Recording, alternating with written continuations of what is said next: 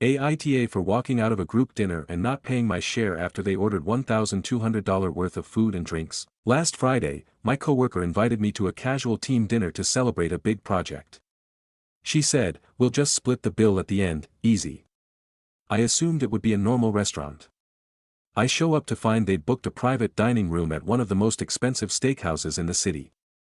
Everyone was already halfway through bottles of wine that cost more than my weekly groceries. I don't drink for health reasons, so I ordered a soda and a small pasta dish, literally the cheapest thing on the menu. They ordered lobster, wagyu beef, caviar, multiple rounds of cocktails, and even a celebration champagne tower that was $300 on its own. When the check came, it was over $1,200. Without even looking, the organizer said, "Okay, that's $150 each." I laughed because I thought it was a joke. It wasn't. I said I'd pay for my food and drink $24 total plus tax and tip, but I wasn't covering their luxury feast. One guy said, "That's not how group dinners work, we all share the cost." Another added, "You can't just freeload on the vibe." I replied, "I didn't eat the vibe." They didn't like that. The birthday girl, yes, apparently it was also her birthday, which no one mentioned beforehand, called me rude and disrespectful. The tension got so bad that I just put down $30 and left. Now, a few coworkers are saying I embarrassed them and should apologize. Others quietly told me they wish they'd done the same. Aita for refusing to split a $1,200 bill evenly and walking out. Comments. Commenter 1. Nope, NTA. These dinners are always a god-awful idea. Reply. Thank you. I should have known it was going to turn into a let's all pay for the most expensive thing anyone ordered situation. Lesson learned, next time I'm asking up front how the bill's getting split before I even sit down. Commenter 2. Honestly puzzled how that only came to $150 each. Commenter 3. NTA going forward, always ask how the bill is split. I usually insist everyone pay their own way. The only person I don't do that with is my best friend. We almost always order the exact same thing. Never more than a few dollars off, one way or the other. Reply. Yeah, lesson learned for sure. I'll be asking up front from now on, saves everyone the awkwardness later. I usually assume it's pay for what you order, but clearly that's not always the case. Stories number 2. Aita for telling my heavily pregnant friend her fiancé was in a documentary. Okay, it's currently 4 a.m. and I feel so guilty right now I can't sleep. Okay, so myself and a few girlfriends decided to watch a documentary that's been trending. Not gonna lie, I was expecting a documentary showing a human side of certain person, but yeah, as anyone who has watched the documentary knows what it was. On to the issue. My friend's fiancé was one of the 1,000. I wasn't the first person to notice. 2 other friends were first to notice. I didn't believe it at first, but with a second watch it was definitely him now, even though his face was covered. The body shape and especially the tattoos were undeniable. We debated till the early hours of the morning if we should tell her or wait because she's 8 months pregnant, but if someone cheats like that it's not their first time and I rather lose her friendship for telling straight away than her finding out I knew hid it, because let's be real, when you tell someone news like that there's a huge chance they'll hate you, not the cheater. So this Sunday morning I asked my friend to meet up to talk. I showed her the evidence and the minute she looked at the picture she knew it was him and broke down. I expected her to be angry at me, but she thanked me for being honest, as multiple people have hinted that she should watch the documentary instead of being upfront like I was. I ended driving her to her mom's house. I'm guessing she told her fiancé. I told her because he has been blowing up my phone, calling me a evil little homewrecker who ruined not only his life and calling me out on social media for trying ruin his relationship and wanting his unborn daughter to grow up without a dad. My friends are angry with me for telling her straight away and not waiting till she had the baby in case the stress would cause issues to her health. I don't give 2 shits if I'm being honest about her fiancé, but I feel so bad for putting my friend in this situation while heavily pregnant, and I'm worried if something does happen to her it will be my fault, like maybe she would have watched it herself and found out on her own. Aita for telling my pregnant friend her fiancé was in a documentary. Edit. The name of the documentary is in the comments with more info. I'm extremely tired and my mental health isn't too well right now, so I just can't be bothered to fix the post. Top comment. Commenter 1. Just to be clear, since the OP wasn't. The dude was in a porn video banging a random chick with 999 other guys. Apparently while already with his fiancé. I'm pretty sure this is cut and dry. LOL. Reply. Edit. People were saying I was very vague in the post, but I didn't know what saying the name of the documentary against the rules, and I don't want to give too much information away for my friend's sake. I'll edit the post later when I've gotten some sleep and my anxiety isn't as bad. He was part of the 1000 Bonnie Blue lineup in January. They got engaged on Christmas Day and my friend would have found out around January she was pregnant. She didn't tell us till she was 3 months pregnant. Commenter 2. let's be real, what matters is how your friend feels. You told her right away and she was thankful. She took action right away. Does that sound like the kind of person who would want you to keep that secret from her? Reply, it's early days yet though she could stay with him and this could all turn on me. I'm a hairdresser. I've had women come in telling me they're getting divorced giving very valid reasons why they're doing it, then maybe 4 weeks later they'll come in praising their partner. There's always a chance with situations like this the victim will put their hate on the wrong person. Commenter 3, I mean NTA. But I gotta ask, was he in a porno or are pornos now being called documentaries? Reply, the Bonnie Blue documentary, it's basically a porno. We literally thought it was gonna show a human side to her or anything else than whatever that documentary was. Commenter 4, okay, I knew the 1000 Men was a thing, didn't know she made a doc too. Yeah, it does sound like it would still veer into pornography. At least your friend now knows the truth about her fiancé. Reply, I was expecting some stuff but not that much. Commenter 5, yeah, you absolutely needed to tell your friend. I have a hard time believing this is the only time he's been unfaithful too. Not many guys decide to cheat for the first time by doing porn. Reply, I really hope he was decent enough to be careful for my friend's sake. Commenter 6, you wrote, I rather lose her friendship for telling straight away than her finding out I knew hid it. And I expected her to be angry at me but she thanked me for being honest. So why does anyone else's opinion matter? Reply, our friend group are afraid that the stress would harm her as she has had issues during the pregnancy and suffers from panic attacks, and if anything were to happen her or the baby I'd never forgive myself. Update. My friend's fiancé wasn't the only one of our partners to do the lineup. My boyfriend of 3 years was one, so was another friend's husband. 2 hours ago he posted screenshots, a group chat and photographic receipts no one could deny. Other men in relationships are involved, he said in the caption. I wasn't the only one there. Tags me, maybe check your own man before coming for my relationship. Tags 5 other women. I'm not taking the blame alone and being seen as the bad guy, while tags the men did the same. There was a lot more said but I stopped reading and just deleted my social media account then blocked my now ex. I don't want to hear his explanation. I feel so humiliated and physically sick. I don't know how I'm gonna face the coworkers or clients at work tomorrow. I wish I could just disappear. My phone is going crazy so I'm going to turn it off, go for a long shower, then see can I get any sleep for what I'm sure will be a hell tomorrow. Stories number 3. I 30M just found out my girlfriend 28 of a year plus had a whole life I knew nothing about, right as I was ring shopping. I have been dating the most amazing woman for the past year and a half. I have been in puppy love before, the kind where they're all you can think about and you smile when you think of them, and we have that too. But she has also brought to me the joy of being together but not together, that magnificent way you can just be and be alone in the same room, her reading a book, me doing a project and really knowing someone, knowing how her mouth crinkles when she thinks, the way the rain makes her feel, all the stories of her childhood, all the little stuff that makes her a person. At least I thought I did. I was shopping for a ring and had been dropping hints that made her smile, and we would plan this little suburban life, a deck with a grill, a goofy puppy, a piano. We talked about baby names and vetoed ones. We have the joke names Trevor and Trevina. We'd pick out paint colors and flooring at Lowe's and giggle like idiots. I was 100% confident, I just hadn't chosen a ring. You know, she didn't want a diamond but didn't know what she does want. Then I got a FB message today from some guy. He said that he was her brother-in-law and that she had blocked him on FB, but could I please pass along a wedding invite and it would mean a lot if she was there. I pressed for more details and it all came out. She was married before to a guy named Brendan and they had a little boy, Sam. She told me before she didn't like that name. The son died in a car accident and afterwards they had an ugly divorce and she cut ties. 5 years of her life, I never knew about and I don't know if I ever would've. I think she was never going to tell me. I've felt sick about this all day.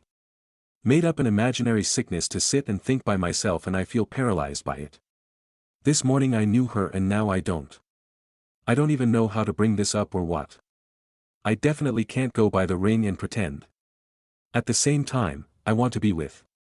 I am hurt but know that was horrible, that she went through something unimaginable, but I don't know what that means for us. Am I just a distraction? Is this something she does? I just don't know.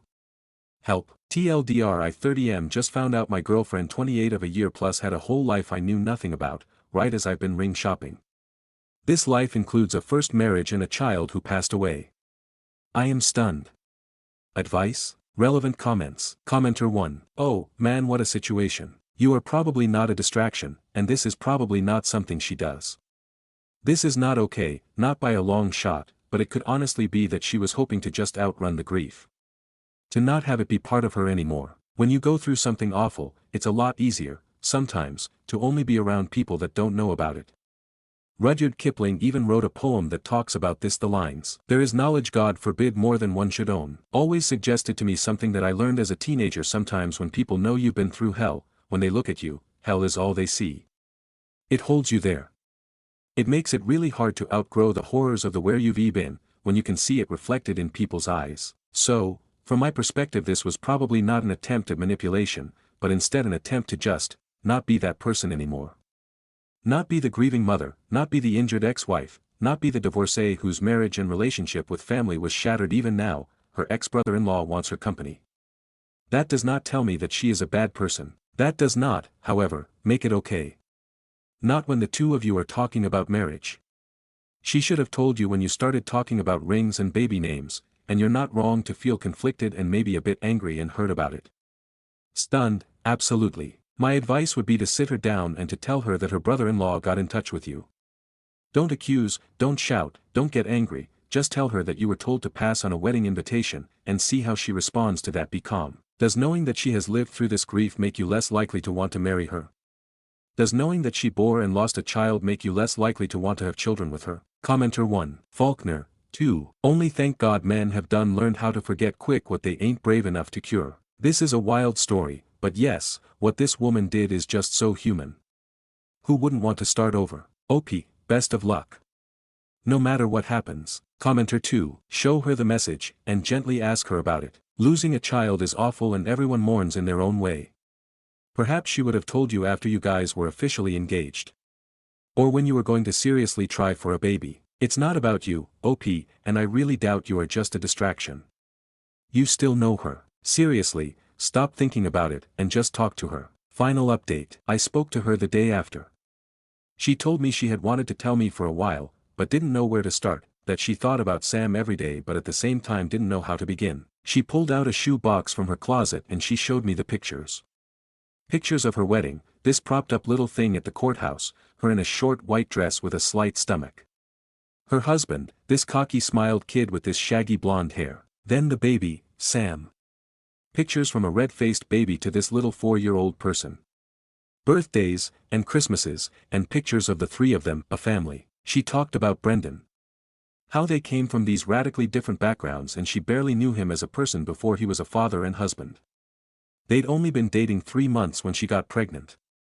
They were 20. Then she talked about Sam, her baby. She kept saying he was the best thing that ever happened to me. Hearing that broke my heart. She talked about how his hair cow licked in 3 different spots and how he was always singing or humming, that he loved to climb. She told me his favorite movie and book.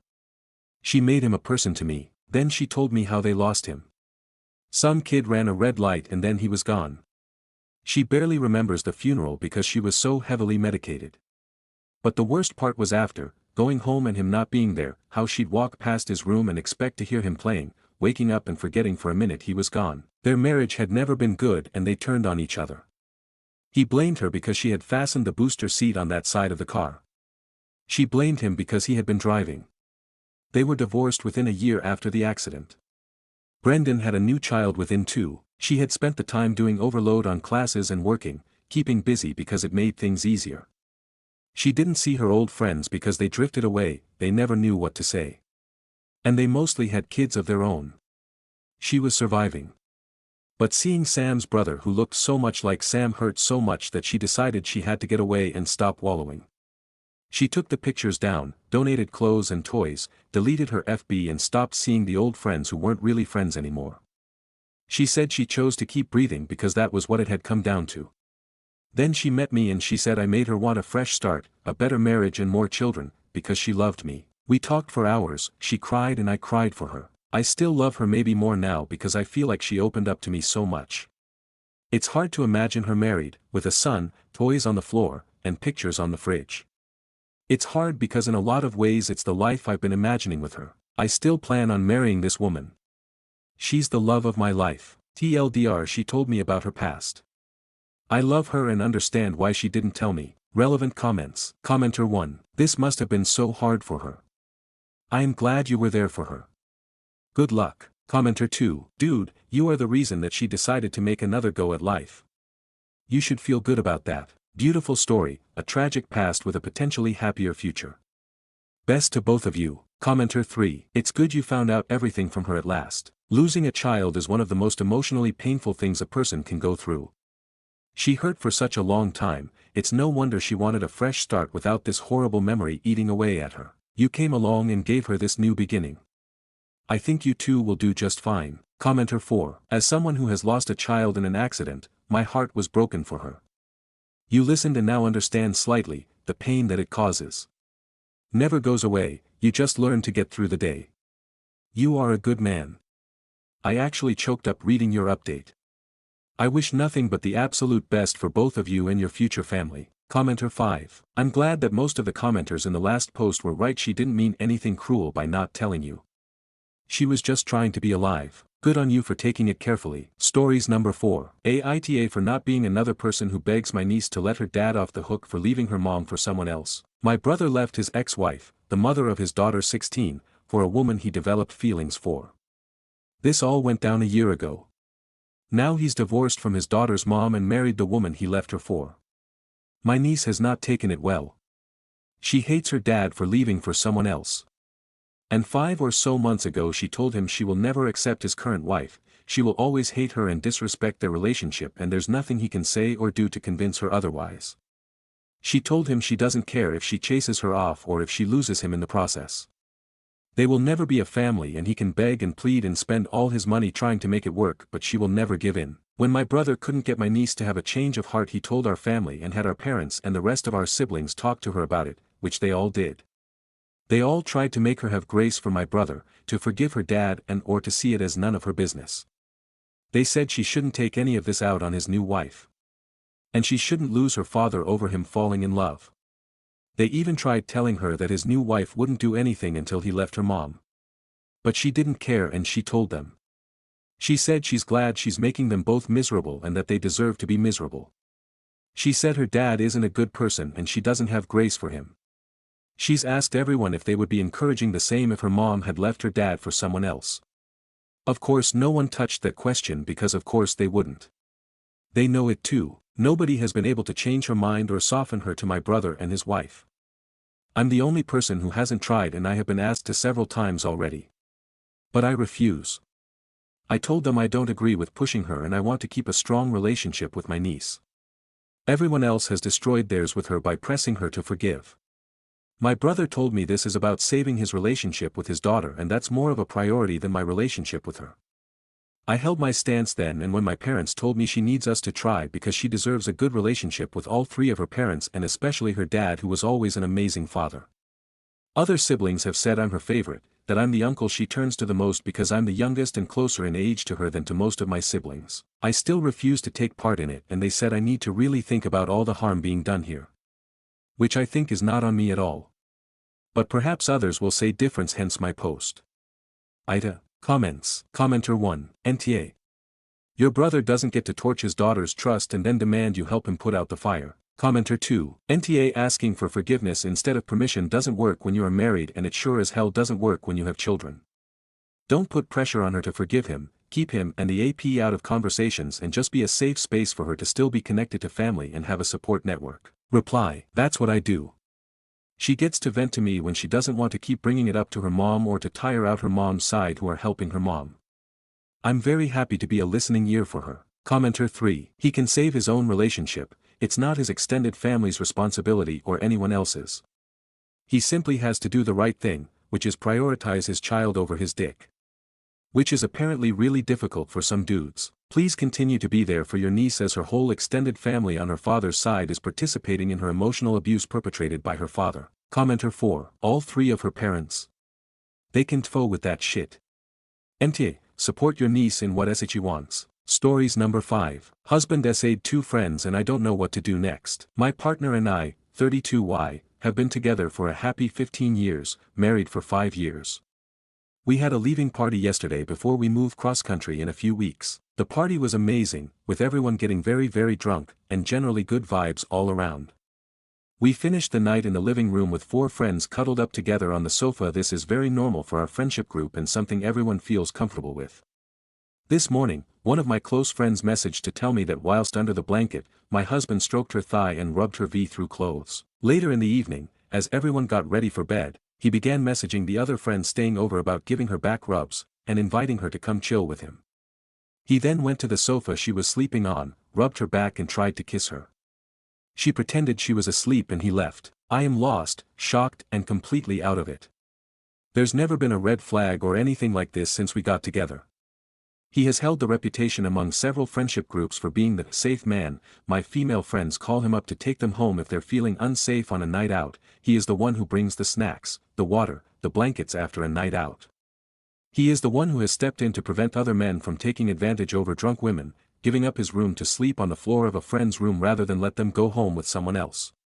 Alcohol was clearly a contributing factor here, even though I've never seen or heard any behavior like this before, no matter how drunk he has been, although we generally drink very little and not very often. But I am also disgusted.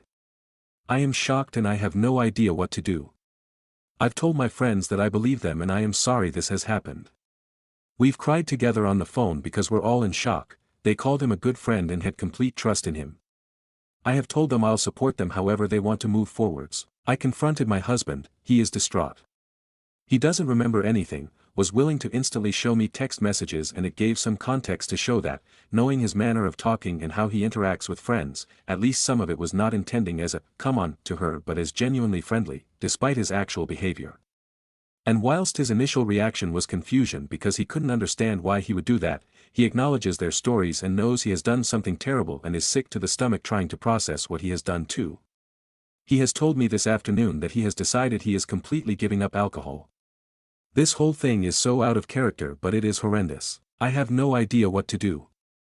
I feel sick that he ate our friends. I have cried all day and I'm just glad we're now leaving this house. I have no idea if, how or whether I should try to move forwards with him. I'm considering therapy, whether for me or as a couple. There's only a few weeks before we move cross-country and our house has already been packed up and is already on its way to our new place. Comments. Commenter 1. I feel like it might be hard for you to hear some of the harsher replies here. I know the following has happened to me and I wonder if you've experienced it since this happened. In the past I found out something shocking about somebody and only after I had this knowledge did some things that happened in the past start to click. Every time they happened my gut was telling me but I brushed it off. Deep down we often know. Just wondering if this has happened to you since you found out. I'm afraid the timing of this incident doesn't speak well in his favor either. Commenter 2. So, this happened to me with a friend's husband, and I was young, shy and terrified at the time, and did not have the guts to tell my friend and break her heart, because she would go on and on about how wonderful her husband was. However, I never went to their house again and kept as far away from him as possible, which affected my friendship with his wife and we lost touch. I much later found out that he'd done the same to other mutual female friends, and they too distanced from the friendship as a result. This woman lost many female friends because of her drunk husband's behavior. Don't let this be you, OP. You're going to need these friends when this behavior escalates and you want to get out. Side note, I later also found out that the men in our friendship circle knew about this guy's behavior, and laughed it off as haha yes Steve always got a bit handsy when drunk and did nothing to protect us or warn us. In fact my closest male friend at the time, left me at Steve's house because he was too tired to drive me home like he promised. This is the night I got assaulted and I was terrified Steve was going to rape me. I spent the entire night awake and in my big boots my only defense against this huge man. He kept trying to take them off until I kicked at his hands. My friend knew Steve was like this and left me there anyway. Commenter 3. How convenient that you are moving cross-country and all of a sudden he sexually harassed your friends. Commenter 4. You don't accidentally sexual assault a friend, let alone two in one night, drunk or not. He took his shot before you guys moved and probably assumed they wouldn't tell you, or you wouldn't find out until you moved across the county and were more vulnerable or unable to leave him. This was very intentional. Do not move with this man. I don't know your work or financial situation, but at the very least you will be losing your friend's system to be isolated with a man that is capable of sexual assault, cheating etc. etc. It's very easy to use alcohol as an excuse, and clearly he is doing that by pretending to make some big gesture by giving up alcohol in response. Alcohol doesn't make normal men rape or sexually assault women. It just provides a convenient excuse for men that are already capable of such terrible things. I can see you are also trying to excuse some of this by saying it was not intended as a come on, but him just being friendly. Because he's a friendly guy, right? Sweetie. He tried to kiss one and rub the other's private area. That is not friendly. I know you might tell yourself, well, the back rub was just a friendly offer, or the offer to come chill with him was just a friendly offer, etc. No. None of that is friendly.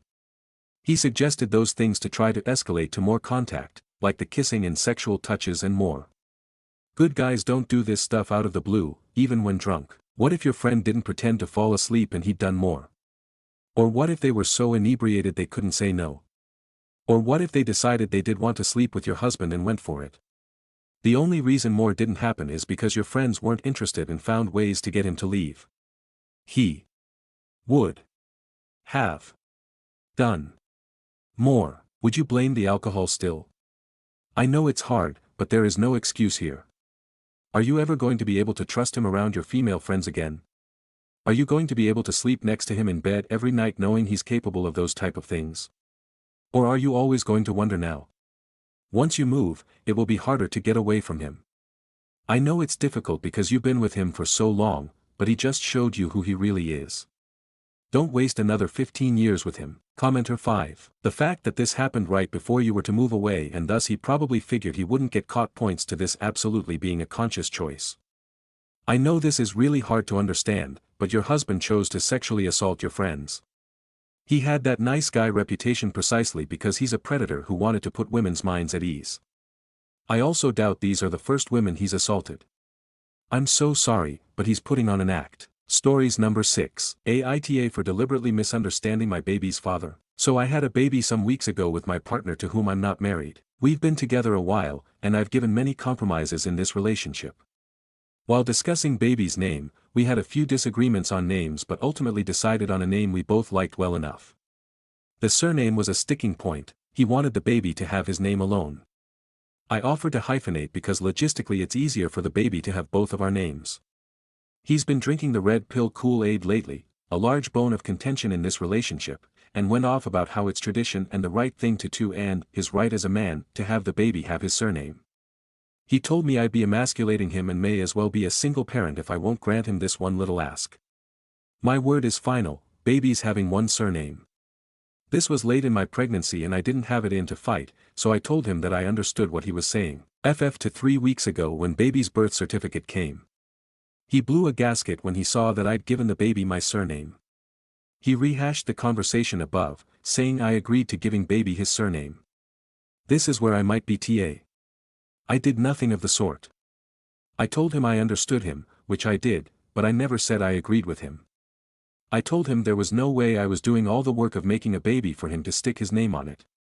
When we brought up tradition, I told him it's also traditional for him to marry me before having a baby, but he was happy to ignore that. I told him it was traditional for him to be the provider, but I do that too, and I pointed out other holes in his logic. I told him trying to bully me into submission with his red pill BS when I was exhausted from pregnancy didn't work. He should have known better than to expect me to not share a surname with my child. He said the baby should only have one surname, they do.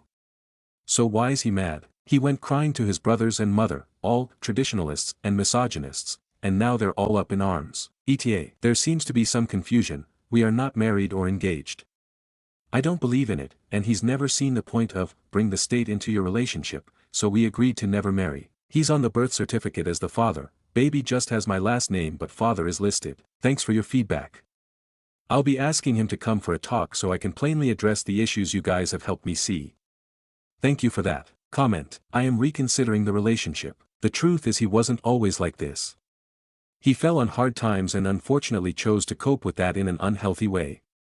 At his core, I believe he is of good, but I need to have a frank conversation about the ideologies he's leaning into and the harm it's causing in our relationship. Update 1. So it turns out he's got deep-seated resentment for me, lol. He resents me for earning more money than him, being further in my career than he is, not losing my job during COVID like he did, having parents who love and support me, not being a submissive woman, lol, having a present and loving father, not combining our finances, thus making him feel small. So when I last came here, I said I'd asked him to come home and discuss our future with baby, preferably in the presence of a neutral party.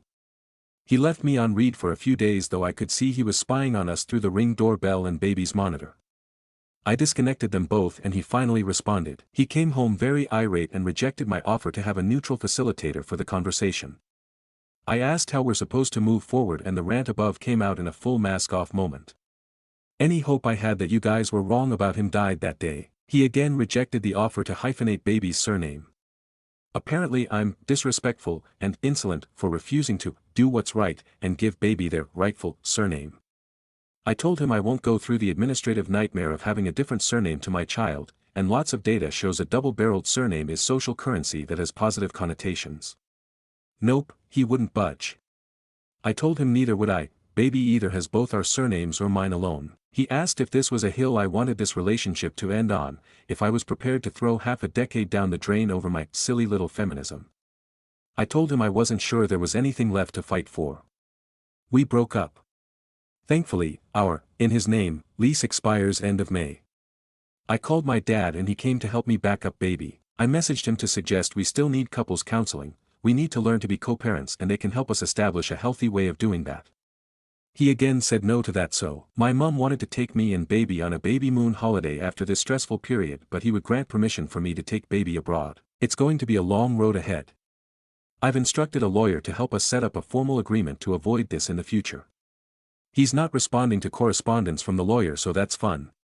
He's sulking, used to do this a lot when things didn't go his way. I hope he'll soon realize I no longer have time for his BS and I won't be toyed with because I called his bluff and ended the relationship. To end on a bright note, the house I wanted us to buy a couple of years ago, which he talked me out of until he was back on his feet again despite us being able to afford it on my salary alone, is back on the market. I took it as fate, it's time to move on from this man. It's a beautiful Victorian terrace near good schools, good transport links, a small garden and close to my parents.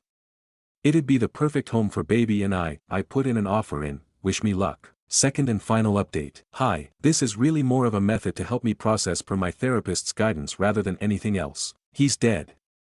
He died a week after my last update. His funeral was last month and it's been hell. He heard from a mutual friend that I'd put an offer in on the house and came to my parents where baby and I were staying in a drunken rage. It was late, after 10, and he was causing a ruckus and disturbing the neighbors.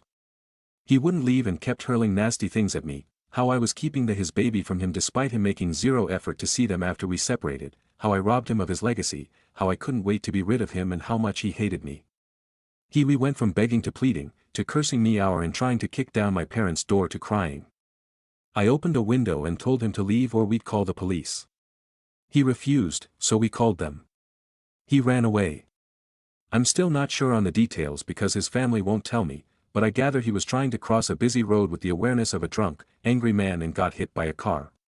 He died on before the ambulance arrived. I found out when his mother called screaming down the phone, crying about how I'd killed him.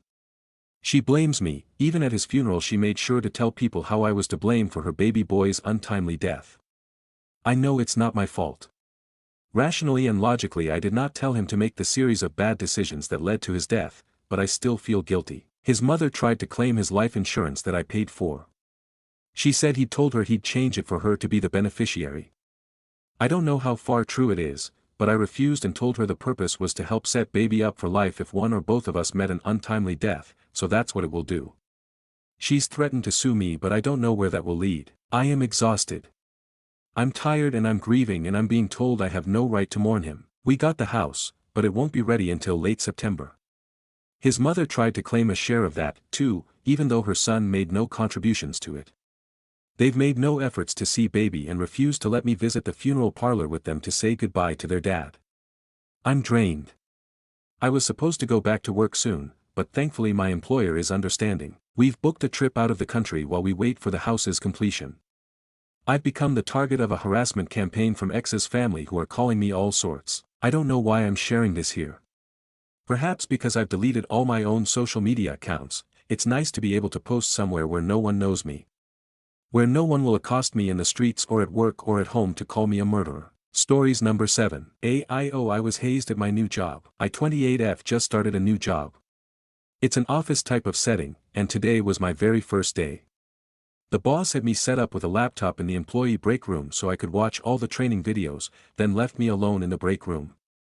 After sitting there watching them for a little over an hour, these two women looked in their mid-30s came into the break room and upon seeing me, started asking what position I was taking, when I was hired, what I did for work before this, etc. The conversation seemed friendly enough. As they went to walk out, they nodded over to the fridge and said there's some cans of ginger ale in there if you want one. I decided to take them up on the offer. I grabbed a can from the fridge and started drinking it. The two women left the break room and about 10 minutes later, another woman mid-60s came into the break room and saw me with the can of ginger ale. She immediately threw her hands up and started shouting seriously. "You just take things out of the fridge that don't belong to you. I bought those with my own money, they're mine. They aren't yours to take." The door to the break room was wide open and I saw everyone at their desks looking over at me and the older woman. I was in complete shock and absolutely mortified, and tried explaining that I didn't know they were her personal sodas. I tried to explain how I was told I could have one. She started demanding to know who told me that, but since I was so shocked and didn't know anyone's name, I just kept stumbling over words. I didn't know what to say.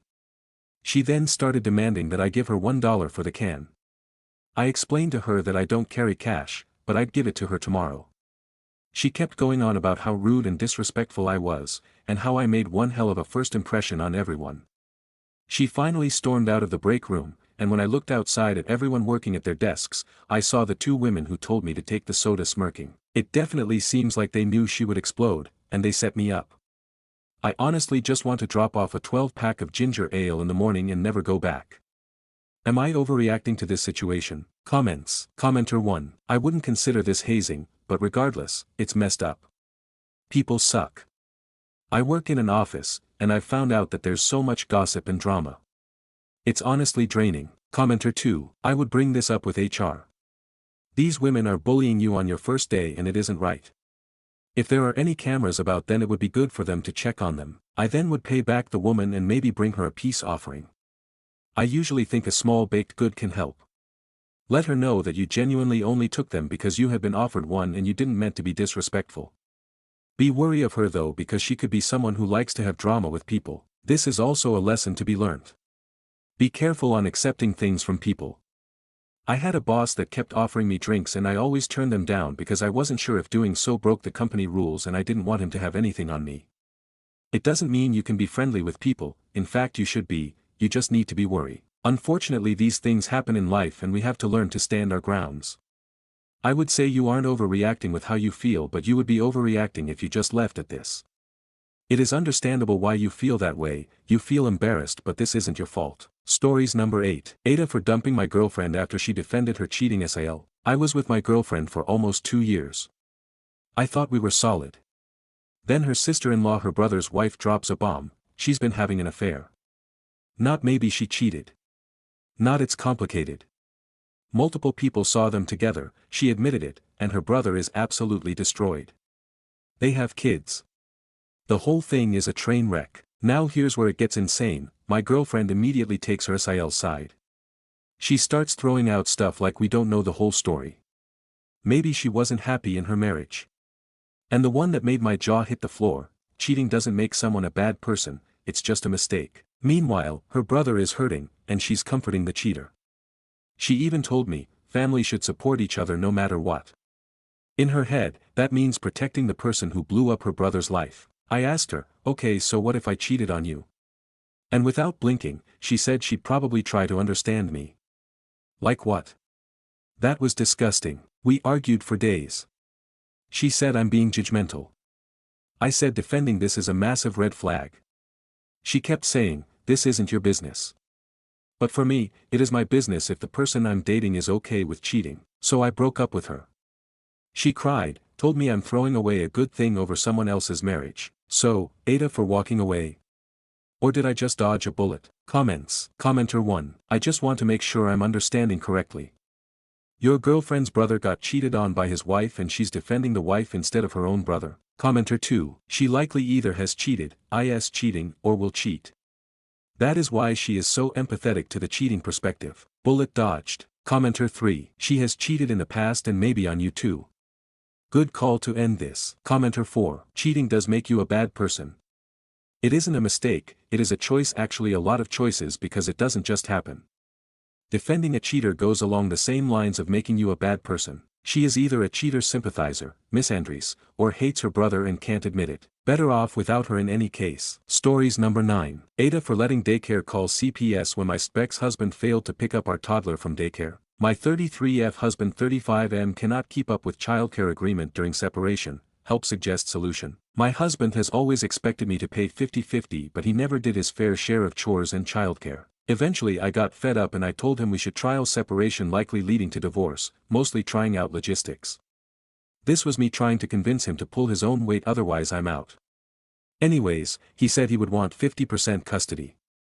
So I told him if he seeks 50-50 custody, he should expect to pull his weight. I told him we can divide 1 week for him and 1 week for me. We're currently doing it as a mock house swap. Whoever has custody would live in the main house, whoever is not would live in the apartment. The apartment must be cleaned at the end of the week before the swap, or else the new person can hire a cleaner at the other spouse's expense. So far, I've had to call a cleaner almost every week when moving in, but more importantly, his daycare has called me on several of his days to pick him up because dad was unavailable. It's almost at least once a week. I told him he needs to hire a babysitter/nanny to pick up our son on days he can't do it and not rely on me. After the 8th time or so, I told daycare to go ahead and call CPS. He was extremely mad I did this. I told him if he can't handle actually having custody, he shouldn't demand it. He's a high earner and child support would easily be 2 to 3K per month. Help me think of a reasonable solution. Relevant comments. Commenter 1. What you should do is keep a calendar of the times he has not picked up the child and keep screenshots of when the daycare calls you and why. CPS getting involved now could negatively impact you in the court system since there is nothing on paper. Reply. True, we do have text and emails with the schedule written clearly. Commenter 1. That won't really matter to a judge in family court overseeing a child neglect case with CPS. They will look at you and ask why the heck you didn't pick up the kid when you were fully capable of doing so. Reply. I was at work. I schedule myself to work 16-hour days when I don't have him, and I work 4 to 6 hours on the days I do have him. Commenter 2. What is your goal in this? From here it sounds like you are trying to scare him into trying harder in your marriage at the expense of your son's stability. If you want a divorce, find a good lawyer and follow their advice to the letter. If you want to save your marriage, find a good therapist and follow their advice. For the love of all things, leave your son out of it. Document yes, but pick him up when he needs you. Trying to manipulate him with CPS calls a looming threat of child support will not end well for anyone, your son most of all. Reply. No, I am tired of him and wanted to leave him. If he wants custody, I want him to be a responsible parent on the days/weeks he has our child. I want him to prove he can handle his requested 50% custody. I don't want to do 50% custody but in reality have full custody. He can just pay child support then. Downvoted commenter. Being a high earner and a reliable child picker-upper doesn't really go together, at least it hasn't since the dawn of time. They usually pay someone for that. I'd say just get yourself a nanny and let him pay for it. You were wrong to even try for 50-50. It's like that if you don't bring 50% of the income. If you do, just hire someone. The logistics of children's needs aren't bargaining chips for saving your marriage. That wasn't cool to weaponize their care in exchange for your marriage. You're unhappy. Get out, but don't this type of thing. I don't say this to belittle you in any way, I say it to get you back to reality. For whatever reason, legitimate or excuse, he's been either unwilling or unable to meet your needs. That means you have to adjust your expectations. And he can just tell it to his maker when his day comes. This man does not have your standards of cleanliness nor anxieties of picking up the children on the dot, so make arraignments and get his cash in court. Don't frustrate yourself with his nonsense. Reply. I'm not really trying to save our marriage. I'm trying to obtain full custody. He will fight for custody, and if he was able to care for our toddler, I'm totally fine with it, but he can't request custody and not actually have custody. We're trialing separation because we're trying out a house swap idea. I also want documentation that he's unable to take custody. Commenter 3, wait, does he out-earn you and still wanted 50-50 with his actual fucking wife? Or do you also make similar money? Why did you move for separation if you have the funds to rent a whole second apartment? You didn't think to hire a cleaner or nanny first. I mean, without answering those questions, it sounds like you should be collecting proof of his inability to do his fair share, and then let a divorce lawyer get you primary custody. I wouldn't ever involve the goddamn Fed/state in my child's life just to prove a point. You need to knock that fucking shit off right now, cause you have no court order protecting you from CPS's wrath. You're operating on a trial basis with no judicial oversight. If CPS is called, they'll ask, yeah, but you're the child's mom and you'd rather call CPS to prove a point rather than take care of your own child. God damn, this is fucking diabolical on so many levels. You clearly hate this man more than you love your child. Reply. We used to make the same, started off around 300K. After kids, I cut my hours and his career kept growing. He now makes 500k plus excluding bonus and I make 100k as per diem. Making 100k is not enough for daycare, nanny, and cleaner by myself. I don't hate him, but I don't think he's fit to be a primary or equal guardian.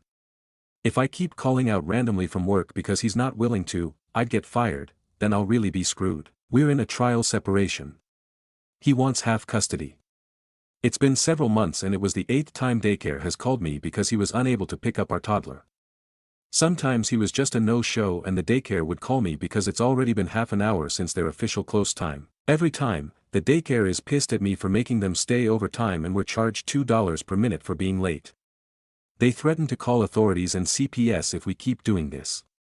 I tried to explain the problem, but daycare doesn't care as they shouldn't. Well, last week, it happened again and I told daycare to go ahead and call the authorities and CPS.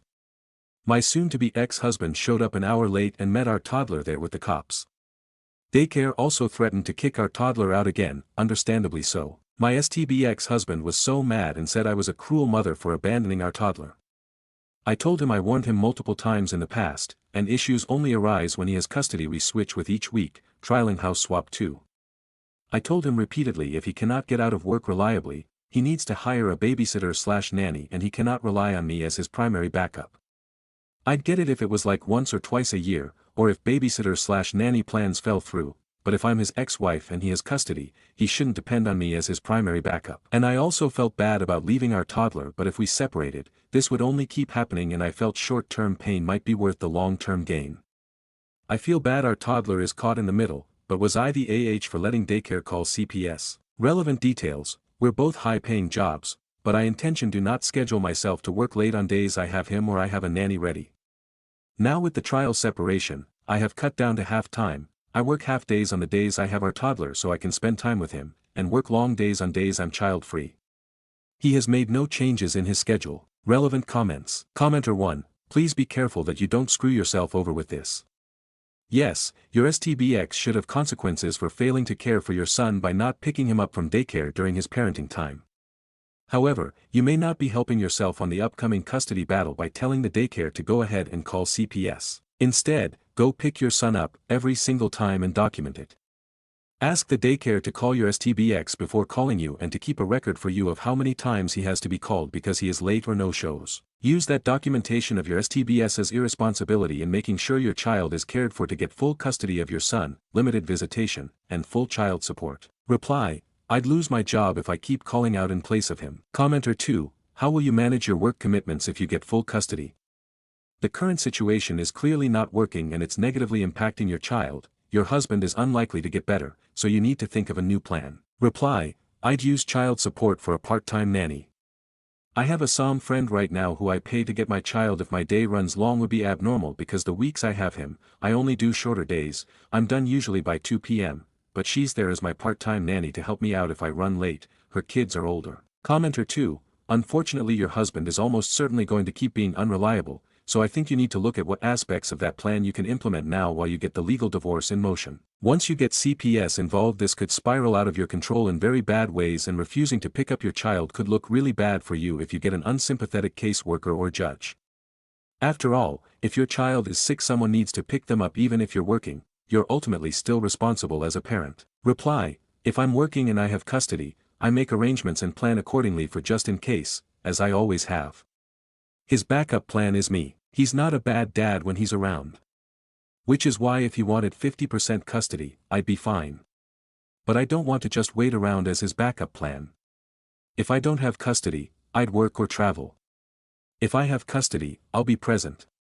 But what I will not do is not have custody but sit on my ass waiting to be his on-call nanny. Why is the trial separation necessary? Reply: trial separation was suggested by couples therapist and a divorce mediator was involved in planning the schedules. Why was the husband late to pick up the son? Reply: his clinic ran late and he didn't want to cancel the appointments.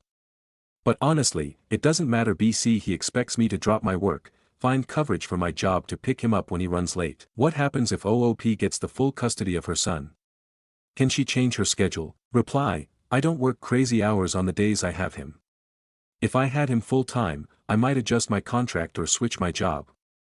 Switch to either 7 to 3 Monday to Friday mommy track or exclusively work nights 7 p.m. to 7 a.m. and have a nanny at night because I wouldn't miss out much since he sleeps at 8. OOP on her husband's job. Reply, he's a surgeon, but I'm not going to say the specialty because it would be bad for him and me if he got doxxed. Update. Not too much to update, but after talking to our lawyers and mediators, it was decided I'll be moving back to our old home with our toddler in another state and resume my old job we moved less than a year ago for his career. I will have primary custody. He has proven he cannot handle custody. We have agreed on an amount of child support approximately $4,000 month. He'll keep our current house once we leave and take on the mortgage. I'll keep our old home after the tenants move out. We are set to move back in 2 months. His lawyer advised him to accept these terms because I have clear documentations of him failing to fulfill his parental obligations, evidence that suggests alienation and career sabotage, and he's lucky I'm not seeking compensation for that. To answer some questions, I did not call CPS. The daycare called the cops, not CPS. I was scheduled to work on the weeks he was supposed to pick up our toddler. I did choose to not scramble to coverage to pick him up as I was already in trouble for spontaneously leaving every 2 weeks on his weeks to cover him. In addition, getting coverage would take 30 minutes plus and then another 30 minutes to get to his daycare. Yes, I could have problem solved and asked my friend to pick up, but I did not. Yes, the daycare knew about trial separation and knew it was Dad's day. But since he wasn't coming, they called me. My old job still has needs, so I'll resume there.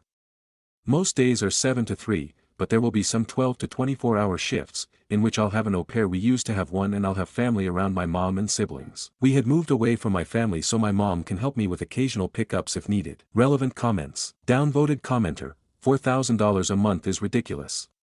No child needs $4,000 a month to be supported. Reply, in 2024, we spent approximately $80,000 on childcare *, not including food, diapers, medical bills, etc. That was a figure we used to estimate. That's with 2 parents. If split evenly, that would be $40,000 each. But since he's not parenting, he's paying more than half. Daycare plus au pair plus occasional night coverage. In 2024, we were both working full-time. He was younger then, and bonded well with our AP, so I didn't mind working more. Now he is asking for me, so I'll return to my old job at part-time. Edit. Why we need so much coverage. We're dual physician home. We take call. We call emergency calls too. We work nights. We work weekends. We work before daycare opens. We work after daycare closes. So we had daycare 8 to 5, 4 days a week for most of the care, au pair for the mornings and evenings outside of daycare hours, and he stayed home Fridays with AP. We had a night nanny because I worked a lot of nights to avoid missing out being with him. X was on call essentially 365 days per year. Every night I worked, we had a night nanny as backup in case X got called into work, which is 250/night. Commenter 2, I don't know. I would love to get his side. You sound spiteful and vindictive. Reply, his lawyer literally said to not take me to court. I'm letting him off easy. Commenter 3, if you have to take a pay cut to make this happen, he should also cover the difference. Reply, I took a $250,000 pay cut. That's why his lawyer is like STFU, take it. Why OOP didn't X hire a nanny to pick up the kid? Reply, ask him. Good question. Actually, I suspect I know the answer that he hasn't said. I suspect he was trying to trap me.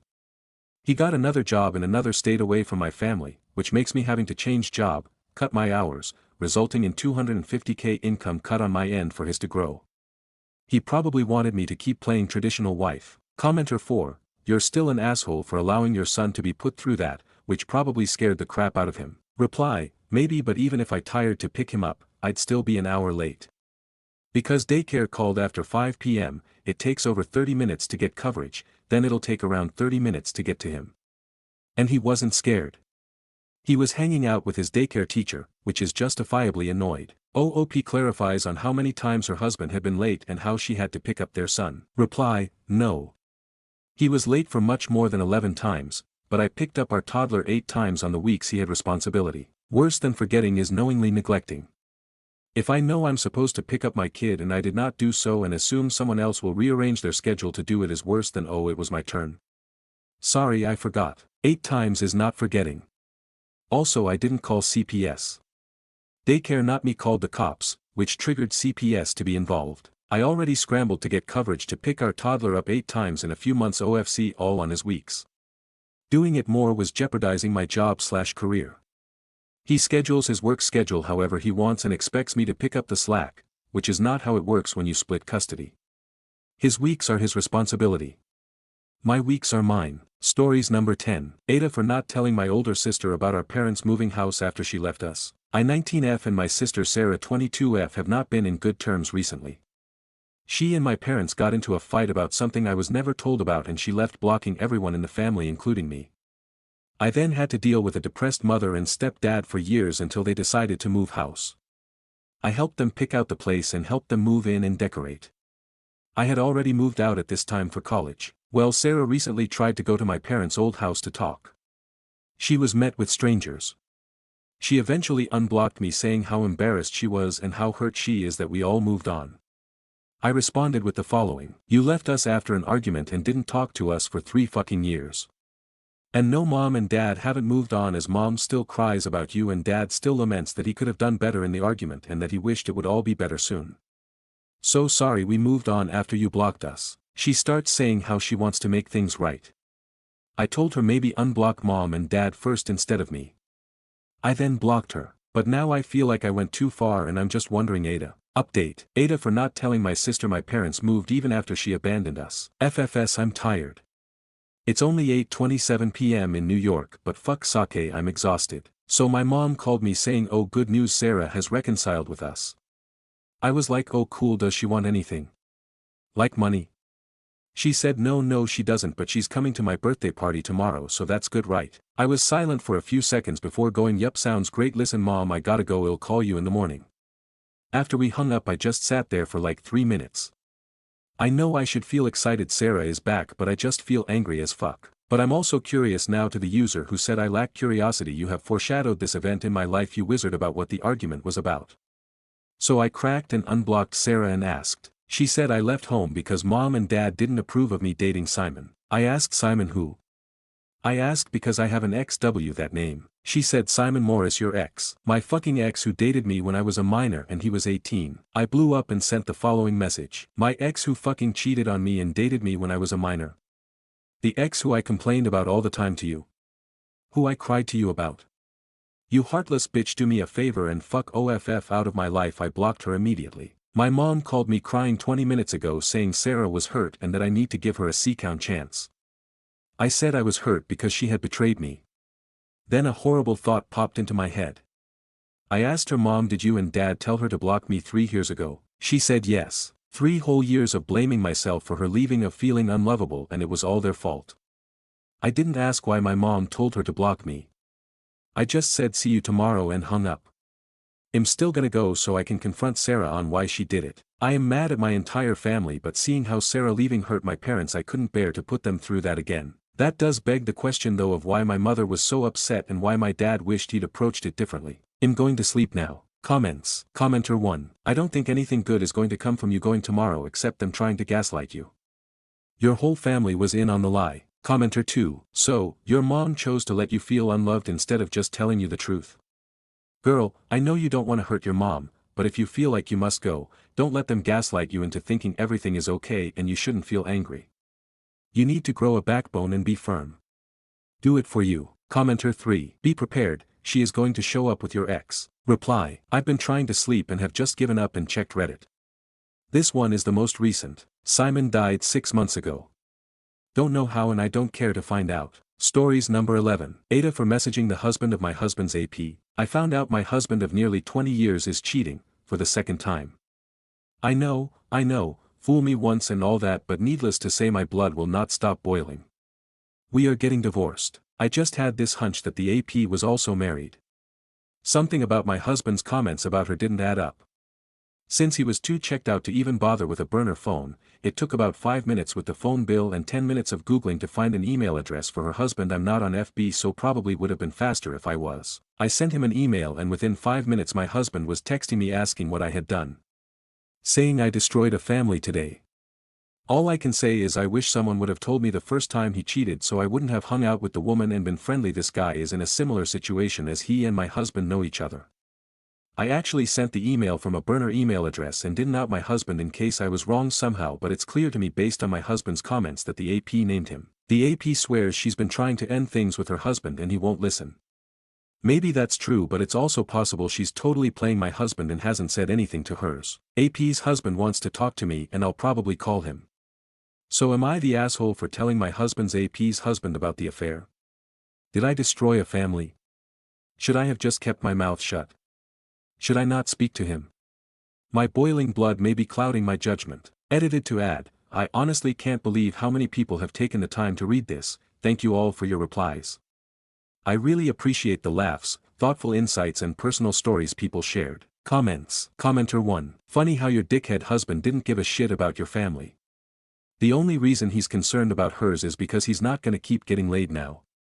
He can dry hump a cactus into the sunset. Reply, LOL, thank you for that. Commenter 2. She destroyed her own family. Your garbage husband blaming you just shows how worthless he is. Commenter 3. Icker. Husband makes the active and deliberate decision to fuck another man's wife and then accuses his wife of breaking that family, as if he and his AP weren't the ones who did that. Commenter 4. Yes, he doesn't even think it's his and the AP's fault. So does OP really have any reason to keep living with this guy? Update. The day after my original email to the AP's husband, he and I talked on the phone. He was shocked to learn about the affair, poor guy. I could tell he was struggling, as he wanted to believe all the lies she had told him and was desperate to believe they hadn't had sex, like she told him they hadn't. My husband says the same, but given the fact that he's a proven liar, I didn't believe it for a second. AP's husband said he was worried for his kids. He explained he was embarrassed as my husband and he are part of the same circle. I said I could relate with my first experience of infidelity. He was grateful to me for reaching out, and thanked me. After that conversation my husband texted me upset that I had revealed his prior affair and that I only did it to hurt him because it is, of course, all about him. I explained that the conversation I had with this guy had nothing to do with him. When I mentioned the prior affair, I mentioned in the context of relatable life experience. I honestly thought it wouldn't be a secret between cheaters anyway, but I guess the AP wasn't happy to learn about it. I know, shocker, cheaters cheat. I guess she thought she was special. At this point my husband was still sleeping at the house. I woke up the next day feeling like I couldn't breathe. It ended up being a full-blown panic attack, which only stopped after I started screaming at my husband, saying he needed to leave the house. He is officially not living here anymore and will be packing up the rest of his stuff during an upcoming weekend away that I have planned with friends. I am very sad and very angry, but I'm starting to feel like I can breathe again. Sorry to disappoint so many that wanted me to meet him in person and sleep with him. All of those comments made me laugh. That would have made for a much more exciting update. If anything else noteworthy happens, I'll post another update. Comments. Commenter 1. Cheaters don't deserve secrecy and you don't owe them silence. Good on you for choosing your sanity over their comfort. Commenter 2. It boggles my mind how people willingly cheat knowing full well the consequences. It's even more outlandish when they act as if it's everyone else's fault. You did nothing wrong by exposing him and contacting the other family. They ruined their marriages and their families, not you. It's an unfortunate situation, but at least you did the right thing in my mind. Cheaters deserve everything bad that happens to them. Cheating isn't a mistake. You can never justify it with any situation. Commenter 3. The other woman thought she was special. She now knows that she was just another side chick. The mental gymnastics is astonishing. Now reality is setting in that she destroyed her family for a few fleeting moments of new relationship energy. Hopefully, she suffers the consequences of her betrayal. You did the right thing by letting her husband know the truth. She was playing him for a fool.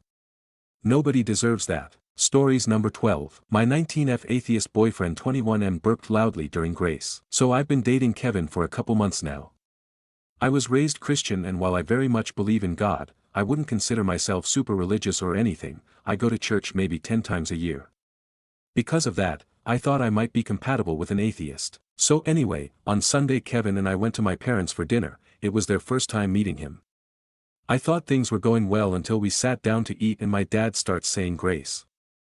I was looking down, but out of the corner of my eye I see Kevin grab his drink and he chugs it.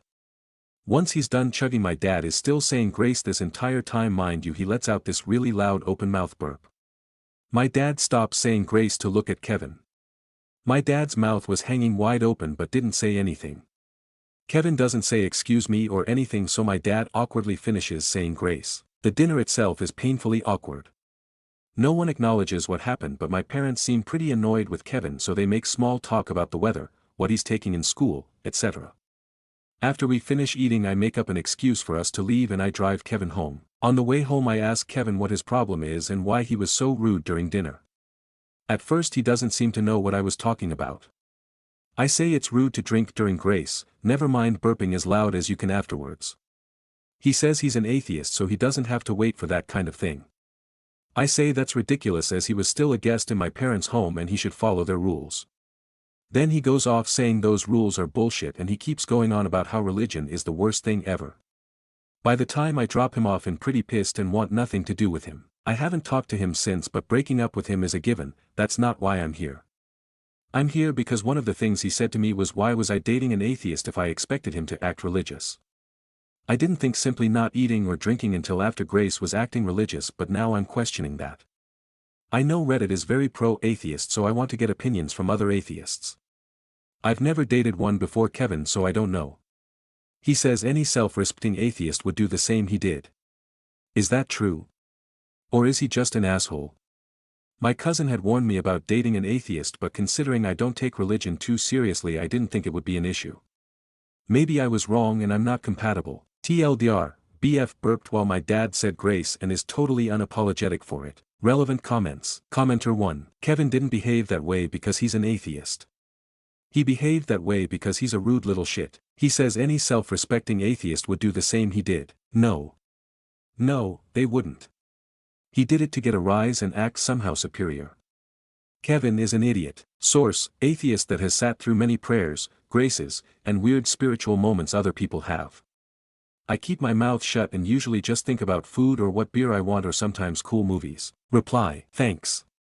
I know you're right, but Kevin has this way of talking that makes it seems like everything he says is correct, and I guess it made me doubt myself. Commenter 2, please give us an update after you've kicked that turd to the curb. He has a lot of growing up to do. I can't imagine how awful you must have felt in that moment. Thankfully it's only been a few months. Reply, not much of an update, but reading the comments made me realize just how much of an asshole he is. I started to think about past times where he refused to think he was wrong. He's very arrogant. I don't know why I didn't realize that until now. I was already planning on breaking up with him, so I sent him a text a little while ago saying it's over. His response was whatever. Thank you everyone for the responses. You are absolutely right that this is a matter of Kevin being a jerk, nothing about atheists. Commenter 3, show Kevin the comments on this post. Reply, not worth my time to be honest. I'm done with him, he'll have to figure out just how arrogant he is on his own. Update. First of all, I want to thank everyone who responded to that post I made. I got a lot more responses than I thought I would. And that really made me see how in the wrong Kevin was. Kevin and I broke up right after that incident. It made me realize a lot of things about our relationship that I guess I wasn't seeing clearly before. He really was arrogant and manipulative. He had this way of saying things that made it sound like he was right 100% of the time and that anything I said was stupid. It wasn't until after I read all of the comments that overwhelmingly said he was in the wrong that I realized just how manipulative he was. Maybe I should mention that Kevin was really hot, like really hot, so maybe that's why I didn't realize how much of an ass he was until way later, lol. Anyway, this isn't so much of an update as to our relationship, it's a funny story I heard. I've been working a summer job for the past while now in my hometown where both Kevin and I live. It's not a tiny town where everyone knows each other, but it's not huge either. Anyway, at work I was talking with some of my coworkers on break and the conversation of terrible exes came up. The story that my one coworker decided to share was about, you guessed it, Kevin. Apparently they dated about a year ago. My coworker, let's call her Brenda, had to go to her cousin's wedding and Kevin was her plus one. During the ceremony, Kevin got really bored, and he decided to let everyone know. Apparently he started saying stuff like, oh my god, this is taking so long, and is it almost over yet? And he kept going on and on. He wasn't so loud that everyone could hear him, but the people around him definitely could. Brenda said a lot of people were turning their heads to look at them. She was super embarrassed. Apparently they got in a huge fight between the ceremony and reception, and that was the end of their relationship.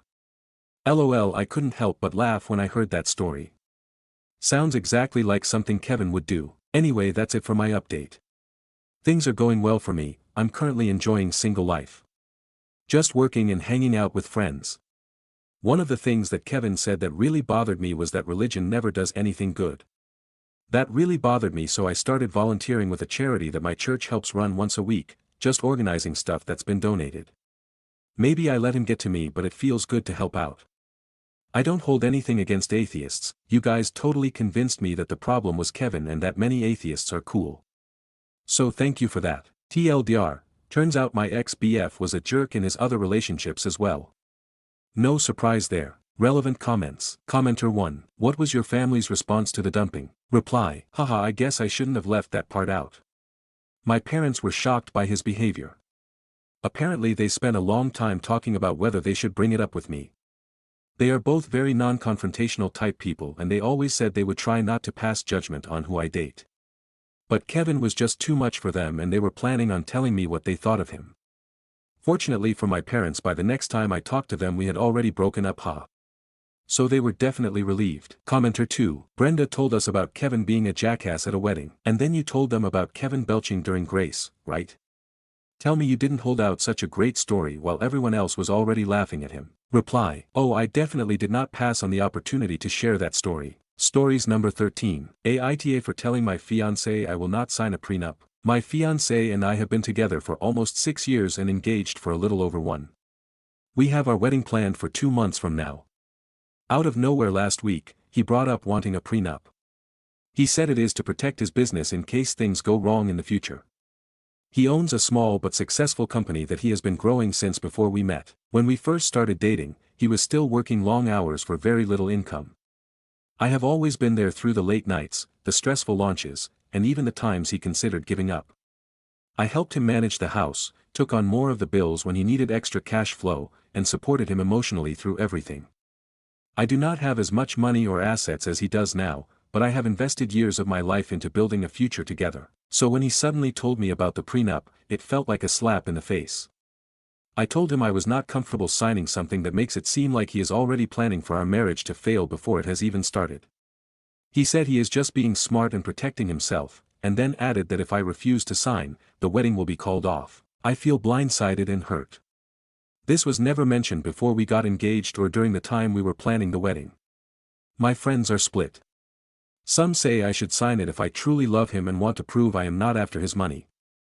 Others say the timing and ultimatum are a huge red flag and that he is showing me he does not really trust me. I keep going back and forth on whether I am overreacting or if this is a sign we should not get married at all. Comments. Commenter 1. NTA if that's how you feel, but you could build clauses into the prenup that acknowledges your work and support. Commenter 2. If he needs to protect himself, you need to protect yourself.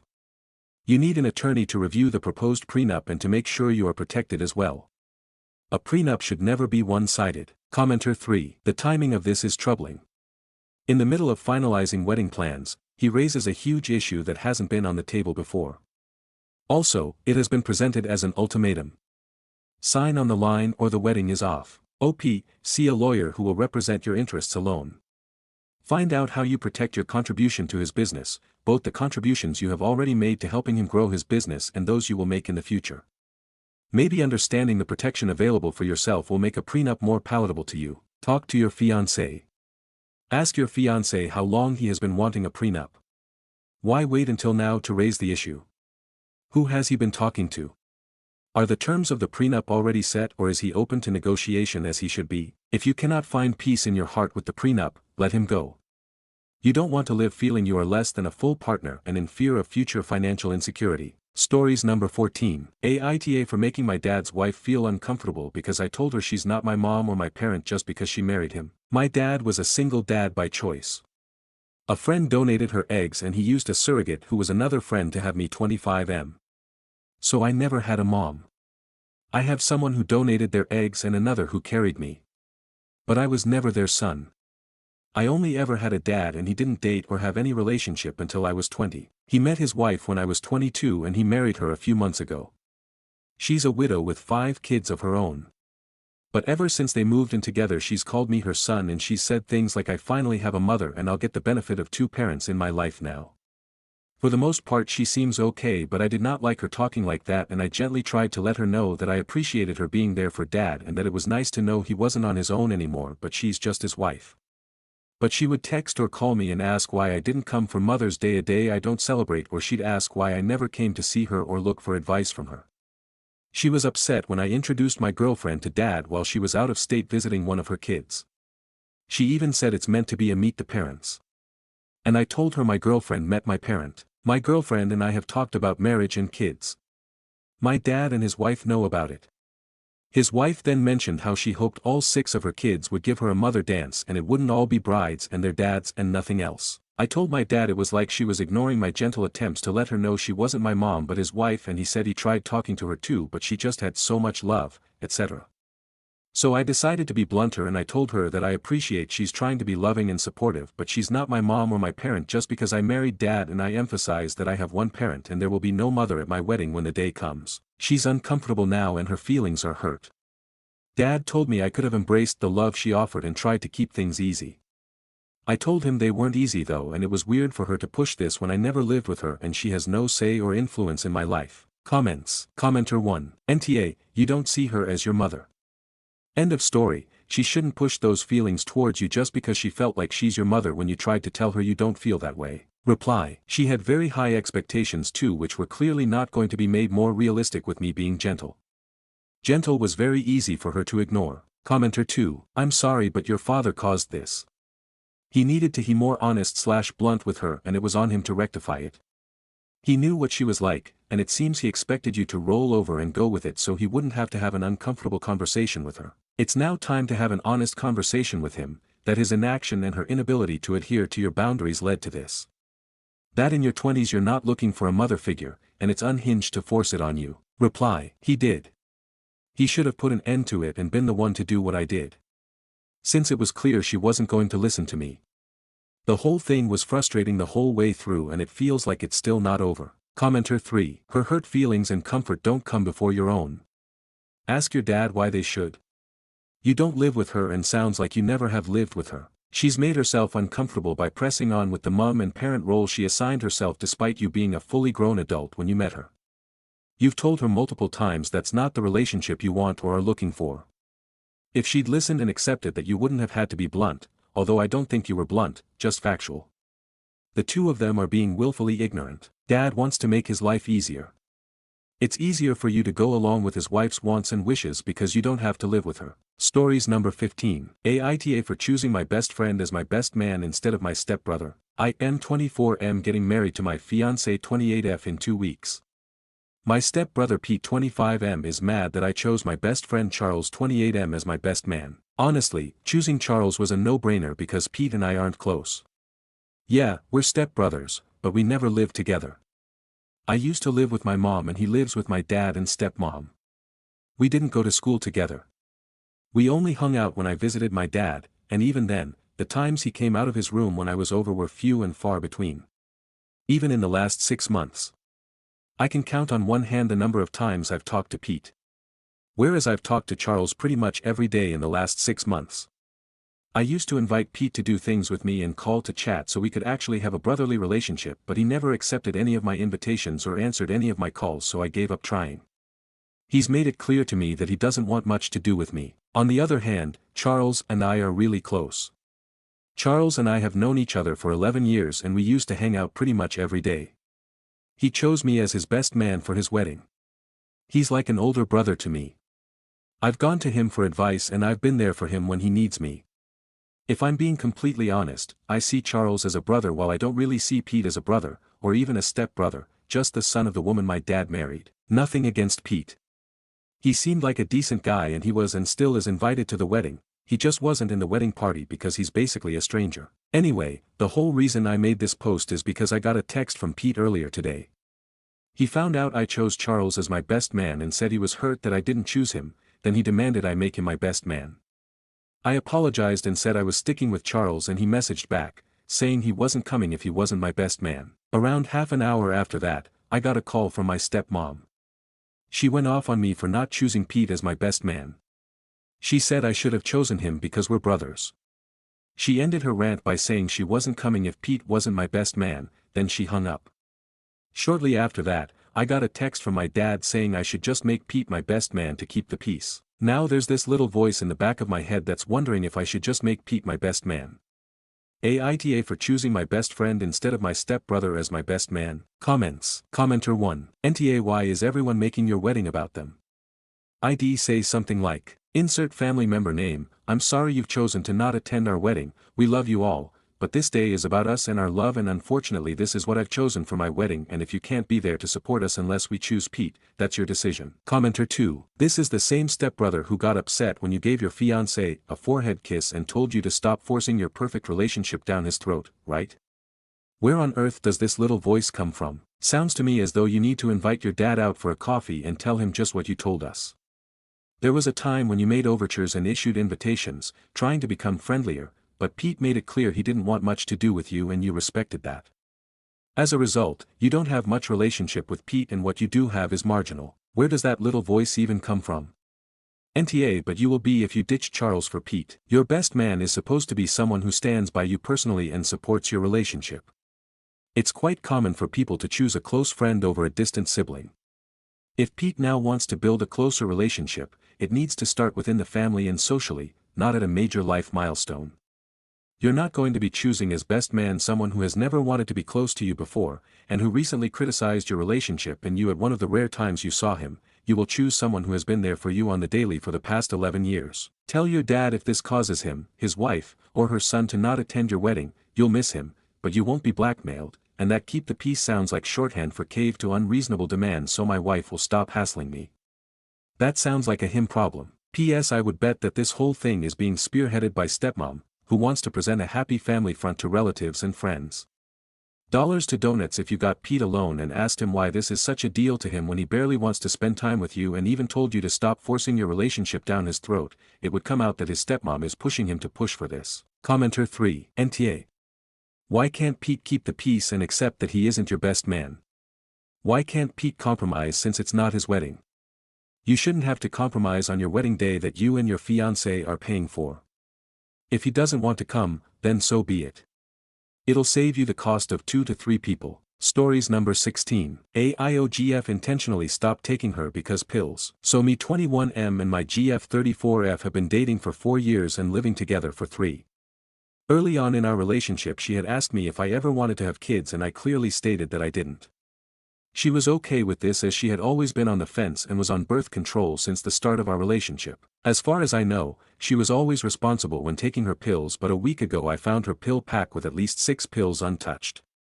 I got super nervous but I had to leave for work so I decided I would talk to her about it when I got home. I bring home a pack of condoms and she gets visibly upset asking what's wrong. I gently tell her I found out she had missed some of her pills. She told me I shouldn't be going through her things and I told her that I wasn't, that I was looking for something and found her pill pack by accident.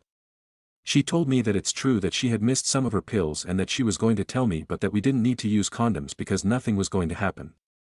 I told her that I didn't feel comfortable with that and she said she'd rather not have sex than have sex with a condom because it doesn't feel the same. I tell her fine, then we can do other things to be intimate while she gets back on track. We start watching a TV show but I can tell she's still upset so I ask what's wrong. She starts telling me how all her friends are getting pregnant/having kids and that if she ever wants to have some she better start trying now. This obviously catches me off guard so I tell her that had never been on my plans. She tells me she just recently started thinking about it after we had attended 2 of her friends' gender reveal parties and admitted she had been skipping her birth control pills on purpose. I told her I needed some time to think about our relationship and went to stay at a friend's house. It's now been a week since I left and she's begging me to come back but I honestly feel betrayed plus I'm super nervous that I might have already gotten her pregnant due to her missing so many pills while we were having unprotected sex that whole week. AIO for thinking I can never trust her again. Do I just go back home and forget this ever happened? Text messages. Hi baby I miss you. 5:51 p.m. Can you please come home? 5:51 p.m. I have started taking my because pills again I promise. 5:52 p.m. Forget everything I said. 5:52 p.m. I want to be with you and if that means having no kids then so be it. 5:53 p.m. OOP. If I come back home can we use condoms from now on? 5:53 p.m. But why baby? 5:53 p.m. We don't need them. 5:53 p.m. I won't ever do that again I promise. 5:54 p.m. OOP. You betrayed my trust and you're acting like it's no big deal. 5:55 p.m. It is a huge deal and I'm sorry I was so stupid for doing something like that. 5:56 p.m. Please forgive me. 5:57 p.m. OOP. I can forgive you, but that doesn't mean I'll ever feel comfortable having unprotected sex with you again. 5:57 p.m. Fine. 5:57 p.m. Whatever you say. 5:58 p.m. Hi, please just come back home, babe. 10:01 p.m. Are you still staying at? 10:02 p.m. Comments. Commenter 1. Please leave. It's not worth it. This is not something that you both will be happy with. She'll always want kids, you won't. So find someone who doesn't want kids and let her find someone who does. Edit, I didn't read the ages, just the text. Now fuck her, she doesn't deserve any kids given the fact that she's a groomer and definitely a predator. OP needs to leave like yesterday. Commenter 2, wait. You've been dating for 4 years and you're 21 now. So you were 17 and she was 30 when you started dating? Dude, get out now. Immediately. She's been grooming you. This is reproductive coercion. This is more than just a betrayal of trust, which it definitely is. This is toxic and abusive behavior. Reproductive coercion is a form of sexual violence that weaponries reproductive choices as tools of violence. It is a common tactic used by an abuser to gain or maintain power and control over their partner. About reproductive coercion. Lost picking flowers. This is grooming at a minimum, if not statutory rape. Though age of consent where op is maybe 17, it's still creepy regardless, and it is not okay regardless of what the gender dynamic is. A normal, healthy, well-adjusted 30-year-old woman is not sniffing around high school boys looking for peen. She is a predator. My so ended up with a similar kind of woman at just a little older than OP, and she was viciously abusive in just about every way. She sought him out at 19-ish when she was 30 specifically because he was easier to abuse and manipulate. It really messed my so up, and I can tell he is still working through the worst of what she put him through now in his mid-30s. Commenter 3. OP, no further conversations with her. She wants a baby. She does not care for you. I cannot stress this enough. I 59F have seen this scenario play out in real life. Screenshot that text conversation and keep it. Block and delete her on all social media. If possible, change your address and make sure no one tells her where you live. It will hurt like hell, but you must do it. Update. So I went to get most of my stuff today. 2 of my friends were with me and it was awkward. I asked them for some time alone with my GF so I could talk to her, and I did. She said not having kids is not a deal breaker, but losing me is. I still feel like I've made up my mind. She broke my trust and I don't think she'll ever get it back. I tried to think about a million scenarios where staying together could work, but none of them seem like they would. I've stopped responding to her text messages but can't bring myself to block her. One step at a time, I guess. I also spoke with my friend's mom. She said getting a vasectomy at my age would be very radical considering they're not always reversible, and that I could end up changing my mind later on in life. She set me up with a therapist whom I'll be seeing next Thursday. I will be staying at my friend's until my tenant's lease ends in October. This whole situation has broken me, but I'm extremely thankful for all of the kind strangers who offered their advice to me. Text messages. OOP, hey, I need to go grab some of my stuff today. About 4-ish. Will you be home? 11:47 a.m. Yes, I'll be here, baby. 11:48 a.m. OOP, good, and are coming with me. 11:49 a.m. Oh, okay. 11:49 a.m. Hi. 7:36 p.m. It was really nice to see you today, even if the circumstances weren't the easiest. 7:36 p.m. I'm glad we had the chance to share that moment, and I genuinely hope you know I care about you and your happiness. 7:37 p.m. Whatever direction you decide to take from here, I truly wish you the best in life. 7:37 p.m. You deserve to find the things, people, and places that make you feel at peace and fulfilled. 7:38 p.m. I hope the future is kind to you, and that you find joy, love, and everything you are looking for, even if our paths don't cross again in the same way. 7:38 p.m. No matter where life takes you, just know I will always want you. 7:39 p.m. And my door will always be open if you ever want to come back. 7:39 p.m. Comments. Commenter 1. I am so sorry this happened to you, and that she violated you to the point that you want to get a vasectomy immediately. Leaving her and having friends nearby for support was the right thing to do. There is no going back nor trusting someone after they violate such a basic and important human right.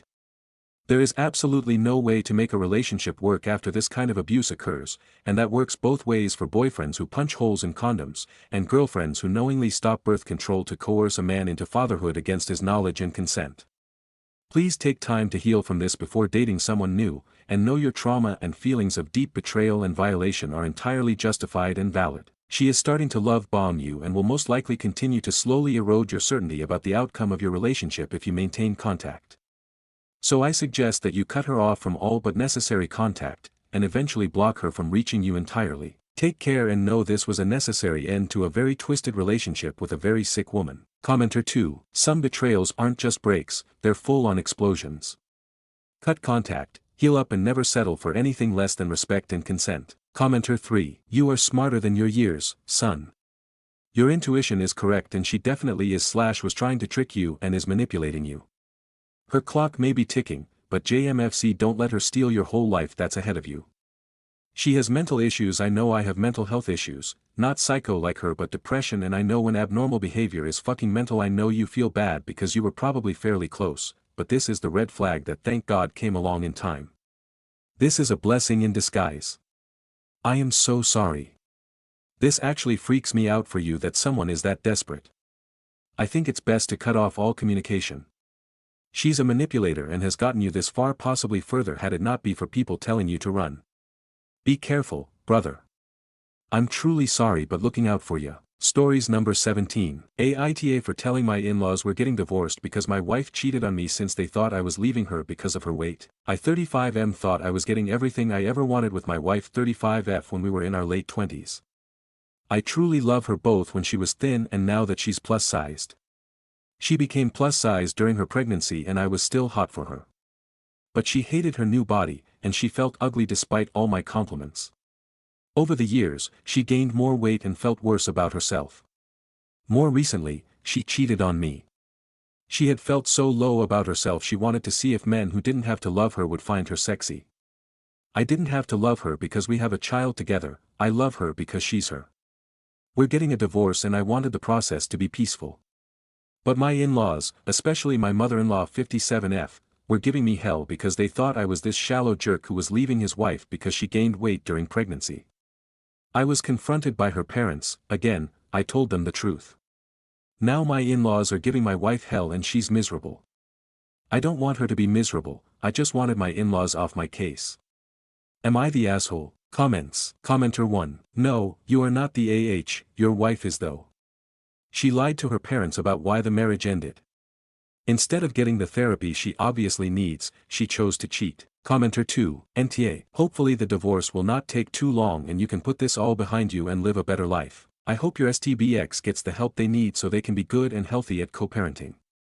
They need to make the child more of a priority, a lot more than whether or not random people find them sexy. Commenter 3. NTA. Your wife was willing to make you the villain in order to gain sympathy from people, you just cleared the air and set the story straight. Better to have the truth out there before the narrative she spun becomes the story everyone believes. Commenter 4. NTA. If you ever doubt this, consider the fact that you don't want the woman who cheated on you to have extra misery via her mom and dad. You weren't obligated to let your in-laws believe you to be the bad guy. Reply. Wow. That's an interesting perspective I never considered. Stories number 18. Fiancé 34M is allergic to cats but proposed to me 33F knowing I have 4 cats and is now saying he had hoped I'd rehome them. What do we do now that we are facing living together? So, as the title states. Looking for some help here. My fiancé proposed in April of this year after about 1 year together. During this time we have lived in separate homes. I have lived in a rental for the past 8 years and he recently bought a fixer-upper home. I have had 4 cats for the past 13 years. I didn't necessarily willingly choose to have 4 cats, but long story short, I ended up with a mom and her 3 kittens and have raised them for the last 13 years, and anyone that knows me knows my cats have become my trusted companions. Over the past year and a half together my fiancé will stay at my house. He has never had a bad reaction with the exception of one time we were sitting on the floor doing a craft and he got watery and itchy eyes. So anyway, on to now.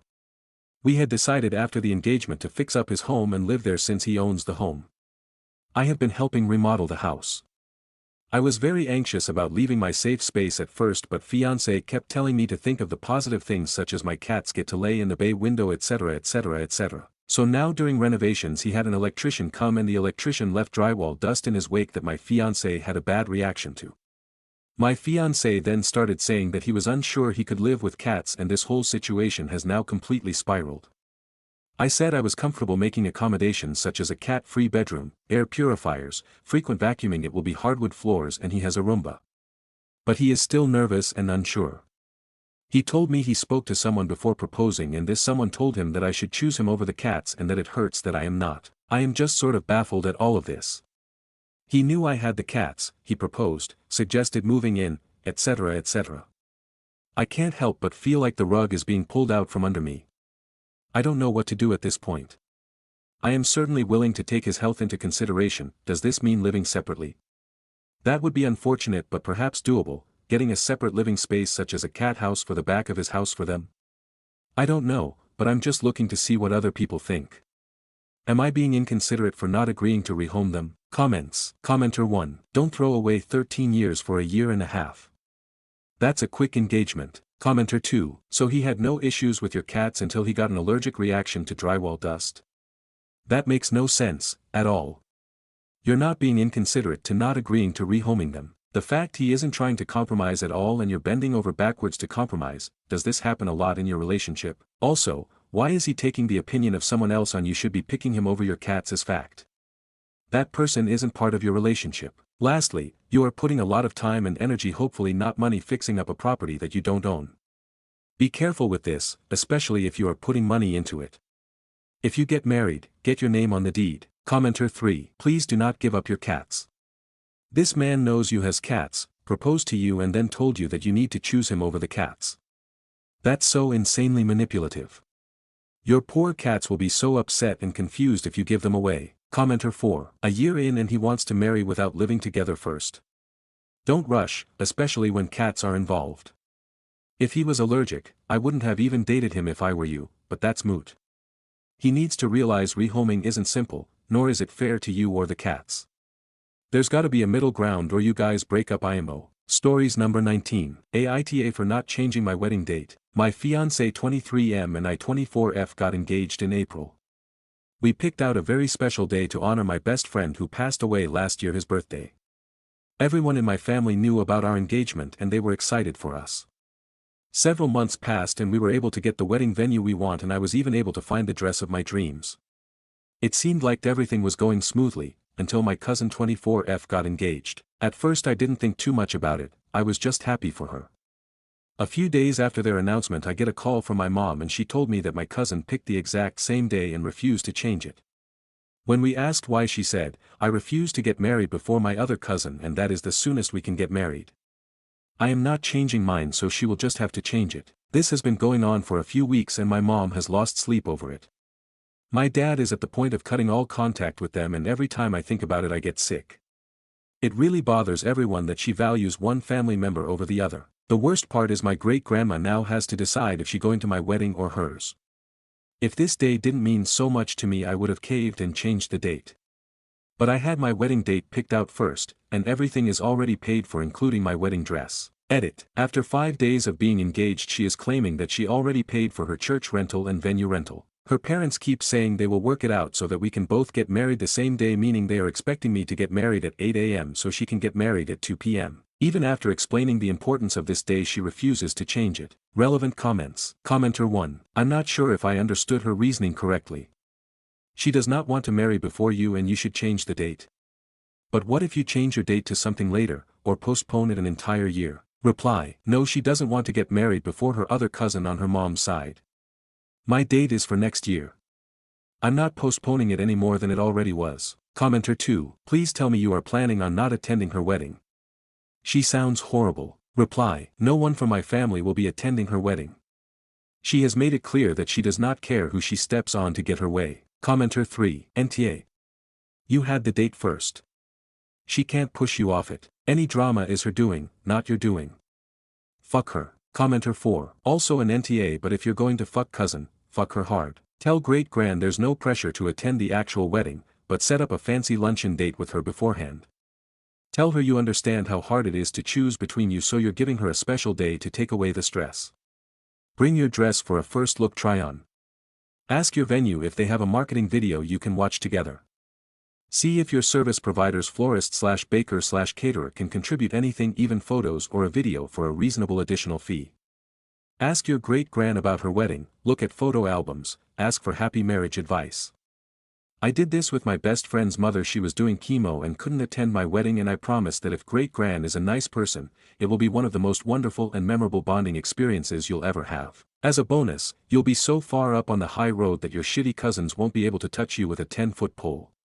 Don't forget to take heartwarming pics of that day and have a friend post them to your socials 15 minutes before your cousin's wedding. Edited to clarify which her I was referring to. Update. I just got off the phone with my great-grandma, and she is holding lit that someone will change dates. My mom also informed me that my aunt and uncle, her parents, are expecting me to change the date of my wedding, and within the next couple days I will be getting blown up with threats if I don't change the date. Update. I am now pondering to move the wedding one day forward, since her pastor won't do weddings on Fridays due to the church being reserved for a study group.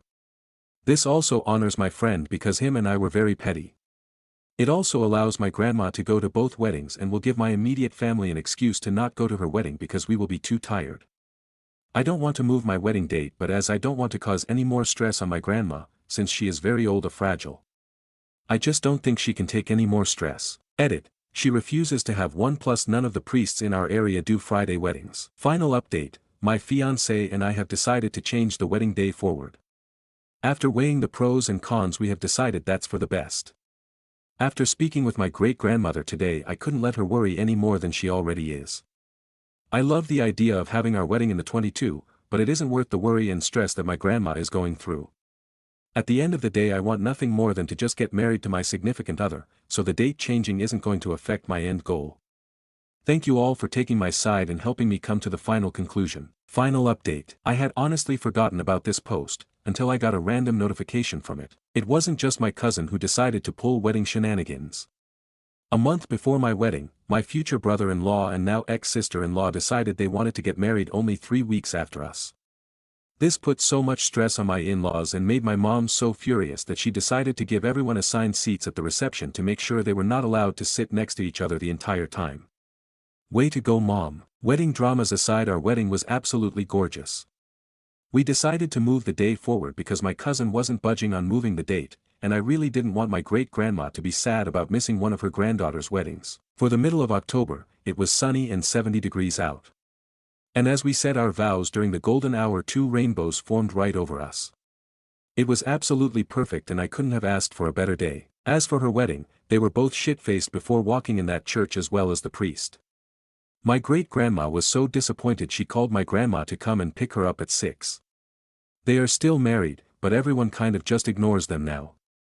My cousin and I are still at odds, but we seem to be more civil now because I just don't have the energy to fight over something that's in the past now. As for me and my husband, we have since moved into a house that we can now call our own, we adopted another cat and are very happily married. I apologize profusely for leaving everyone in suspense for 3 years, but I'm glad I can finally put the stress of wedding planning behind me and just enjoy my cozy, quiet life with my husband and 4 children. Stories number 20. Aita for only taking care of my kid. I was with my ex-wife Amy for 4 years. We have a 18-month-old daughter, Win. We got divorced last year. Amy has a 6-year-old daughter, Ella, whose dad isn't involved. During our marriage, I took on the brunt of the money stuff because she was a SOM our whole relationship. The whole time I treated Ella no different than I treated Win. I got her everything she needed and I cared for her as a parent should. Once we split up, we split 50-50 custody of Win. I pay insurance as well as pay her monthly payments by choice as I make more money than her. I want our daughter to have a comfortable life. My issue is my ex-wife is feeling some type of way because I no longer want to fund Ella's life.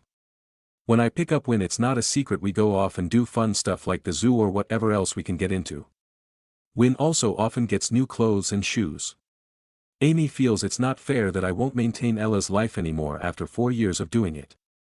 That I've abandoned my daughter. I feel she's no longer my responsibility. I know Amy cannot afford to give Ella the life we used to give her, but why should I have to do it? I talked to my mom about it and she thinks I'm a massive asshole as she sees Ella as her granddaughter just as much as she sees Win. So Aita? If so, I'll eat it and continue to help with Ella. Comments. Commenter 1. Legally, you're entirely in the clear. Morally, YTA without a doubt. Either you only pretended to love and care for this child for 4 years, or you're beyond callous to cut off all contact just because you have no legal obligation. Commenter 2. You define the reason that children should never trust a stepparent. Yeah, YTA. Commenter 3. This will probably be an unpopular response, but yes, YTA. Whatever went on between you and your ex-wife, I'm sorry, that sucks.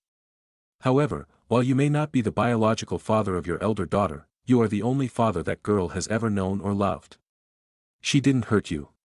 None of this is her fault.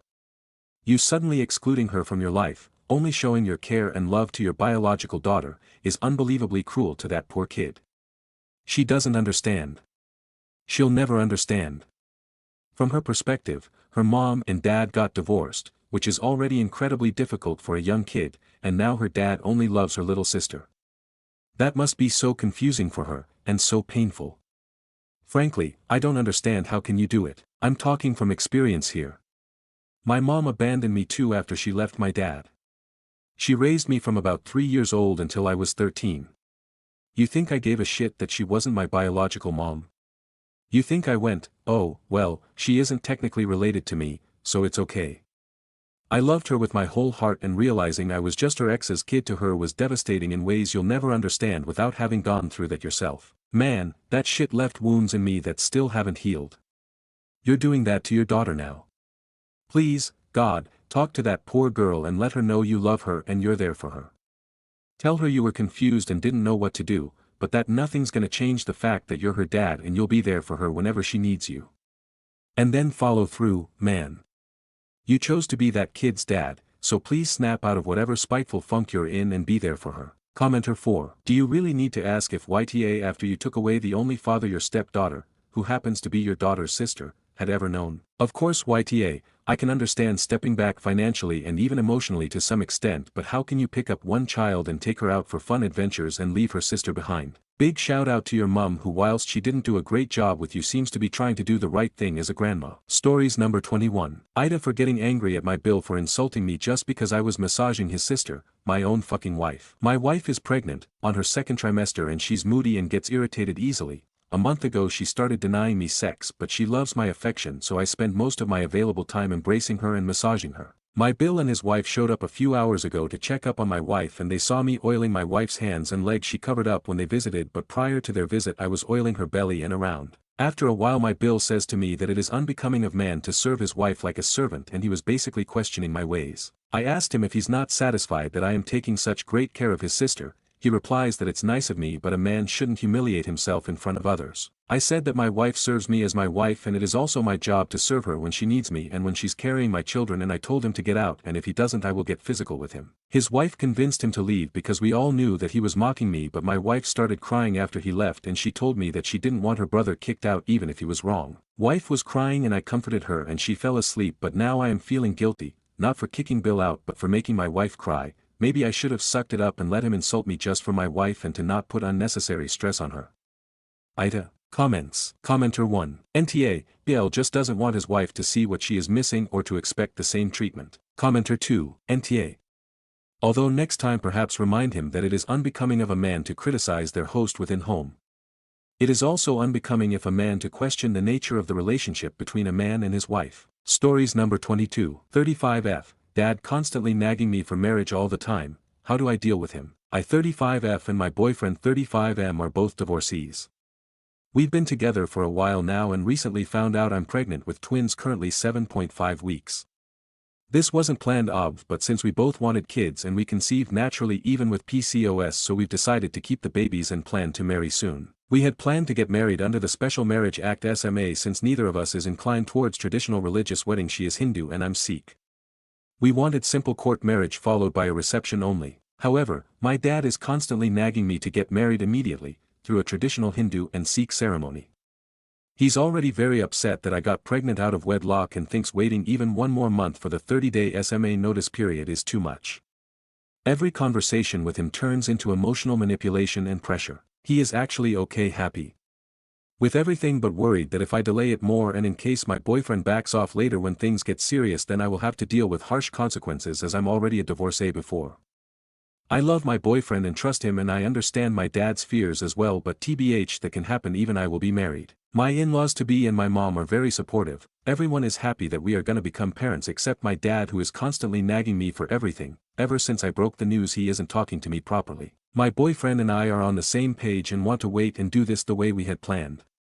But the constant pressure from my dad is starting to wear me down. Is there a way to deal with this without escalating things further or caving into something we don't want? Comments. Additional details in comment from OOP on how they met. Reply, out of all places we met for the first time on chess. Calm LOL. We had added each other to our friends list around 3 to 4 years ago and used to play chess almost every day. One day, he messaged me on chess. Calm asking if I was free to play at that time. That day, we ended up chatting a bit about the game, and slowly we started discussing more and more about every match we played. The message feature on chess. Calm was annoying and sucked a lot, so I gave him my Telegram ID so we could continue our conversations there.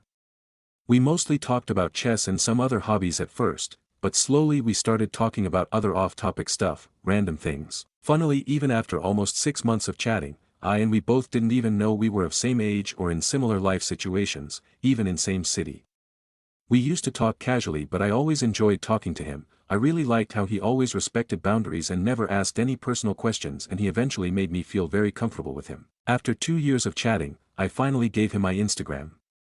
And last year we eventually started meeting in real life and dating too. Comment 1, why not get married as per your dad's wishes? It is only a small harmless request. We sometimes make issues out of non-issues. Reply, why, but my dad and FIL wants to do typical Hindu Sikh wedding which we aren't keen of. I'm not in that headspace to go through all that again. I just want a simple court marriage followed by reception. Comment 2, no one is wrong here. Your dad is impatient, but he is actually very right.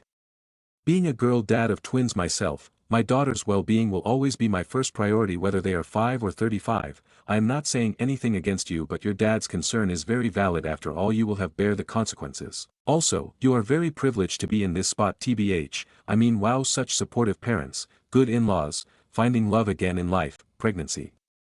You should keep calm and count your blessings and ignore your dad's taunts. Congratulations for marriage and babies.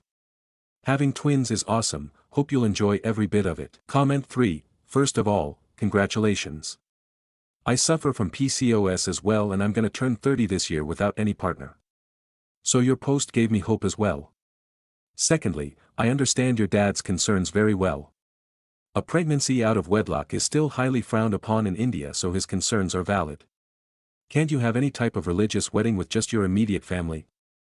I am sure it will be a great relief to your father. Comment 4, being a divorcee myself, I understand that you don't want a traditional marriage with a huge gathering. At the same time, I understand your father's concern as well. Being a divorcee itself in the society is a stigma of its own, and getting pregnant out of wedlock is a bigger one. I am not doubting your boyfriend, but your father is worried that in case if he or his family backs out, what's going to happen to you or your child? I understand that there's a 30 days of cooling period in SMA, however, if you can, then I would suggest that you get married to take that thought off of your father and father-in-law's mind. You can say that you are okay for a traditional marriage, but the number of people needs to be limited, and you can call the near and dear who are genuinely happy with your marriage, and when the cooling off completes also get married in court through SMA. I know after a divorce all the big wedding and ceremonies seeming meaningless, but in the minds of parents these traditions make a marriage pious, and you can't fight with that thought. Comment 5, a simple ceremony in a small temple and gurudwara. Make a small card, take photos and go and register at the registrar office. Everyone gets what they want. Won't burn a hole in the pocket too. Kids will have wedding pics to see too. Update, just wanted to share a piece of my heart. Tomorrow, I'll be getting married for the second time, after going through a shit marriage, emotional abuse, and a painful divorce that shattered my whole self-worth and self-esteem. After a lot of work on healing, I thought maybe love just wasn't in my cards. TBH, I was living my best life post-divorce. I had grown a lot in my career, had supportive friends and parents, everything was going good. But there was always a longing for someone. I silently yearned for a partner and a family of my own. I tried my luck again on AM matrimony too, but after disappointment, I kinda lost hope altogether. Still, life was good. Unexpectedly, 3 years ago, I met my boyfriend in the most random place. It was just the two of us, chatting casually, just sharing our day-to-day lives and little updates. When we started to open up, it was surprise after surprise, like, wow. Wait, you two? We were so compatible and bonded so well. A year ago, we started dating. Both being divorcees, we understood where we were coming from, and in a way, that gave us a safe space. We've both had our fair share of challenges, and what I liked most is how calm and patient he is and how well he communicates. He gave me that feeling of home. He became my home. We had planned to get married in court next year. But recently, I found out I was pregnant and later got to know that we're expecting twins. For someone who's been battling PCOS for years and believed natural conception would be difficult, this felt nothing short of a miracle. We sat down, talked everything through and decided to prep the wedding. The plan was to do a court marriage a month later, but after my dad's persistent nagging to marry ASAP, we gave in and tomorrow, we're having a traditional temple wedding. My in-laws are so nice. His family has welcomed me with so much warmth. And after the news of the twins, we're all overwhelmed with happiness. Both of us are super excited to start this new chapter of our lives. Right now I'm just sitting silently in the stillness around me, reflecting on everything I've gone through in the last 5 years. The pain, the healing. And somehow, I'm here, about to marry someone I love, while carrying our babies. It feels surreal how life unfolded. Out of nowhere, I've been blessed with everything. I will be married again, we will become parents after a few months and I can't stop gushing about it. I'm so grateful that life gave me second chance in love. Comments. Additional details from OOP in comments. Reply, thanks a lot. I got divorced at 31. Life after the divorce was a bit lonely but it was still far better than my married life. I mainly focused on myself, traveled a lot, grew in my career, and evolved as a person. What led me to take that decision was the constant disrespect, lack of emotional connection, and my ex's severe anger issues. He was a narcissist. I gave him a fair chance to seek therapy and work on his anger, but he didn't. Final call was when I gifted him a watch and he threw it an hour later. I was done living with a violent man under same roof, so I asked for a divorce. There was so much peace in my life after I left him. I had to start from scratch to rebuild myself, but thankfully I never gave up on my career and that supported me through thick and thins. Whereas my boyfriend had a very different story. He and his ex-wife had major compatibility issues. Later, she also told him that she didn't want kids, while he absolutely did. So they separated amicably. Both of them are good people, just not compatible. When I met my boyfriend, my perception of divorced men changed. Earlier, my interactions with divorced men on AM had been disappointing. OFC, I'm not generalizing, but after seeing so many bad apples, I was cautious. I'm so glad he proved me wrong. And as sweetheart as he is, life gave him the sweetest surprise of becoming a dad too. Seeing his excitement and the way he's taking care of me, I'm sure that he's going to be a wonderful dad. Comment 1, aw. That's so sweet and heartwarming. I saw your post like a week ago and the moment I read about the pregnancy part 1 immediately knew it was you. So happy for you OP. How did you manage to arrange a whole ass wedding in a week though? Reply, thank you so much. It's just simple temple wedding, didn't take much efforts. Comment 2, so happy for you. Have been following your posts and story. Was shipping what your father wanted. But again you know your situation better. All the best girl. And congratulations for both news. Comment 3, super sweet. Looking back and realizing how far you've come and for good. What a feeling. God bless you babe. Also you'll be a mom too. Yay, I feel happy for you. Stories number 23. Aita for leaving one of my brother's kids out of a trip but taking the rest. I 35F live and work abroad but am from the Midwest. I grew up with my brother Jason 43M and our parents 70s. We were working class, had what we needed but not well off by any means. When I was in high school Jason married Tiffany 40F, who is and was and will always be a mess of a person, heavy drinker, partier, God knows whatever else, but she was hot and my brother is a dweeb to put it nicely. They had Jace 19M, Jeff 17M, and Hannah 12F. Their marriage broke down before Hannah was born, they tried working it out but ultimately got divorced. Jason started dating Jenny 43F while splitting custody of the kids with Tiffany 50-50. Since Tiff had been a SOM she received child support and alimony, and my brother worked a lot. I liked Jenny at first, she wasn't a complete smoke show like Tiff but she was kind, had a good job, and was well educated. I thought, much better match. At first, I know Jenny was upset that the kids didn't immediately love her and call her mom when they were there, and the divorce was hard on them. Got pregnant somewhat fast with Daisy 10F and they got married.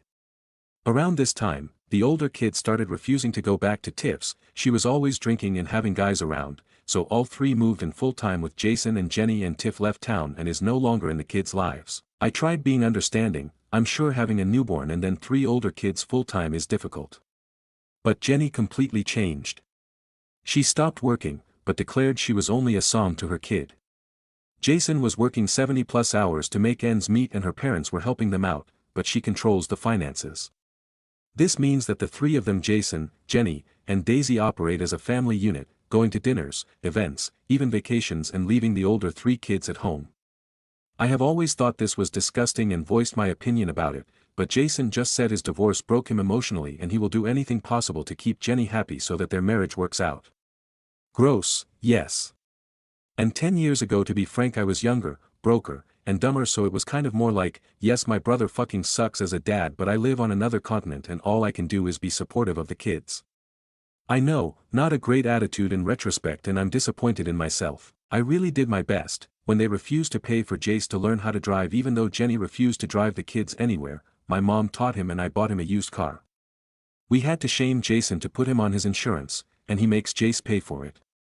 Same with Jeff, they share the car and use it for their activities, and Hannah's my wife and only child, and we don't want children have the three of them as our sole beneficiaries in our will, something we did when we found out that Jenny and Jason planned to leave them only the bare minimum amount. Everything goes to Daisy. Also, after we got married my wife 6 years ago, and I decided that we would start taking the older kids on annual trips with us when we went to the US. Nothing fancy, we might be child-free, but we're not billionaires or anything, just well off, but things like a week in Florida, Utah, California, things like that. They're very outdoorsy kids, so they've had a blast every year, and we plan it when my brother takes Jenny and Daisy on trips, so they don't care. Normally we vacation in the summer, but Jace got an internship this summer, so we decided to move our trip to the fall and are going to Maine leaves. I let Jason know the dates, they're in line with their fall breaks, no worries, and he basically said we need to start including Daisy. Jenny's parents made some bad investments, they're fine but aren't helping them out anymore, and Jenny is looking for a job, but since her parents had always paid for their trips they can't go on one this year. So, even if all was fair, I wouldn't want to take Daisy on a trip. This is going to shock you with parents like that, and I feel so bad saying this about a child, but Daisy is a huge brat, spoiled, mean, and constantly bragging about the things she gets that her siblings don't. She once told me they weren't her siblings, they were Tiffany's kids. She throws toddler-level tantrums on holidays if she doesn't get as much and more as the other kids, tells my wife and I we are going to hell edit. I now feel bad for including this. She said it about 5 years ago a few times, and when Jenny was told, it was about the only time I've ever seen her discipline Daisy. I guess she'd heard it from Jenny's aunt, but it was hurtful and hard to forget with everything else, and since Jenny waits on her hand and foot, she's a total slob. I feel bad saying all this. I hope when she grows up she grows out of it. But there is no way I'd want to take her on a vacation. So I told him I didn't think we'd be able to handle all 4 kids and we'd just go the 5 of us. He said Jenny could come to help out. Absolutely not, or our mom could go love her, but she's getting a freaking hip replacement next month and does not want to go. Plus the car we'd need for all these people on a road trip would be stupid, we'd probably need 2, and you know what? I don't want to. Anyways, sorry for trauma dumping on you all, this is getting long. I was worried Jason would not let me take the other kids on the trip, but they decided to go the route of shaming us online. Obviously it's working with their friends and her family, but even my dad told me to stick to my guns. But, my wife came to me the other day and basically said, are we even better than Jenny if we're favoring some kids over another just because we don't like their mom? Before we were evening things out, but now we're obviously favoring the oldest. She told me to think of the long-term health of my family and our relationships. She said that it's my family, my decision, but wants me to think about it. My gut is saying just take the older 3, but Daisy is only 10, she's not to blame. Would it make me an evil aunt to leave her out? Relevant comments. Commenter 1, YTA. You said take the older kids on annual trips. 12 and 10 is not a big enough difference. If you did it once for a small trip because one had plans, that's one thing. But every year excluding one kid that is not even that much younger than another, that's really evil. Reply, I think you are confused. We took the older 3 on vacations the same weeks that Jason and Jenny would take Daisy on a trip. This was after 3 years old, them leaving the older kids home / with my parents while they took Daisy on vacation. It is only this year Daisy wouldn't be going on a trip while the older ones will. Commenter 2, your family is already broken. Mostly because of your brother's idiotic choices and his wife's selfishness. No, taking only 3 of 4 kids is not great, but you're already up to your neck in horrid thanks to other people's actions. Do the older kids plan on keeping dear old dad and the evil stepmother in their lives when they become adults? How much contact would you actually have with bro, his lazy wife and their spawn if you weren't looking out for the older nibblings? Your parents seem to be siding with you and the older kids as well. What are their thoughts on the situation? You need to start thinking now about what you want for your family and what you're likely to actually have. Start putting your time and focus on that. NTA for choosing the older kids and not the brat. Maybe fight fire with fire and start publicly shaming bro and co for how they've treated his kids over the last 10 years. Or at least threaten to. Reply, after Jace left for college Jason made him give him his house key and told him he needed to stay elsewhere going forward. So over breaks he's been staying with my parents and has very little contact with Jason. Since that's probably what's going to happen to Jeff next year, my wife and I have talked about buying a condo to stay in when we're in town around 2 months out of the year since my parents' place is so small we normally Airbnb it but that company sucks now lol. And pay Jeff to house sit. Jace is at college but Jeff wants to do a trade so will likely stay in town, but I cannot ask an 18-year-old to pay rent, that's crazy. But yes, if Jace is any indication they won't be too much in contact with Jason when they are adults. Once Hannah isn't living with them my contact with Jason will be as low as possible, just about our parents. My mom and dad are complicated. Jenny threatens that if they don't give Daisy the best attention, they can't see any of them. What that means, it's just from this insane text she sent mom. And they do love Daisy, so they put up with them so they can see their grandkids. They have said basically Jason has a bad picker but is a hard worker. Commenter 3, the parents of the 3 kids are the first. Jenny seems to have morphed into one too. So I would say stick to your guns and take the 3 kids, exclude Daisy/Jenny. You don't owe anyone any explanation. Just book the trip and leave. Your wife is very kind. Reply, yes, my parents are old school Catholics and weren't great when I first came out, but I've come around and once my mom had a bit too much wine and almost annoyingly made clear to my wife that she was the best daughter-in-law, no questions asked. Commenter 4, NTA, those poor kids deserve any and all time that they can get away from their awful family. Why hasn't anyone else offered to take them? I feel like the step monster would jump at the chance to get rid of them and frankly she should have been reported for abuse ages ago. This is ridiculous. Reply, so none of it's abuse in the legal sense. My mom was a teacher and a mandated reporter and looked into it years ago. They've always stayed on the side of asshole and not criminal per our state's laws. OOP provides an excuse of Daisy following rules and directions from other people than Jason and Jenny. Reply, I agree that she's 10 and a product of her parents, but my mom really has tried with her. Last month she was over while Jenny was at an interview and when she tried telling Daisy to put more sunscreen on and Daisy locked her out of the house, nobody else was home. My mom isn't allowed to discipline her and when Jenny got home she tore into mom for endangering her child because she was inside alone. I'm not touching that with a 10-foot pole. Commenter 5, NTA, but your brother is a giant one. He's giving up his oldest kids for his wife and their child. Why hasn't anyone sat him down and told him flat out he's being a crappy father to the oldest and even the youngest? His oldest will end up resenting him and the youngest is not going to be able to function as an adult. He needs to be told he's a failure at parenting and doing anything to make his marriage work is the worst thing he can do.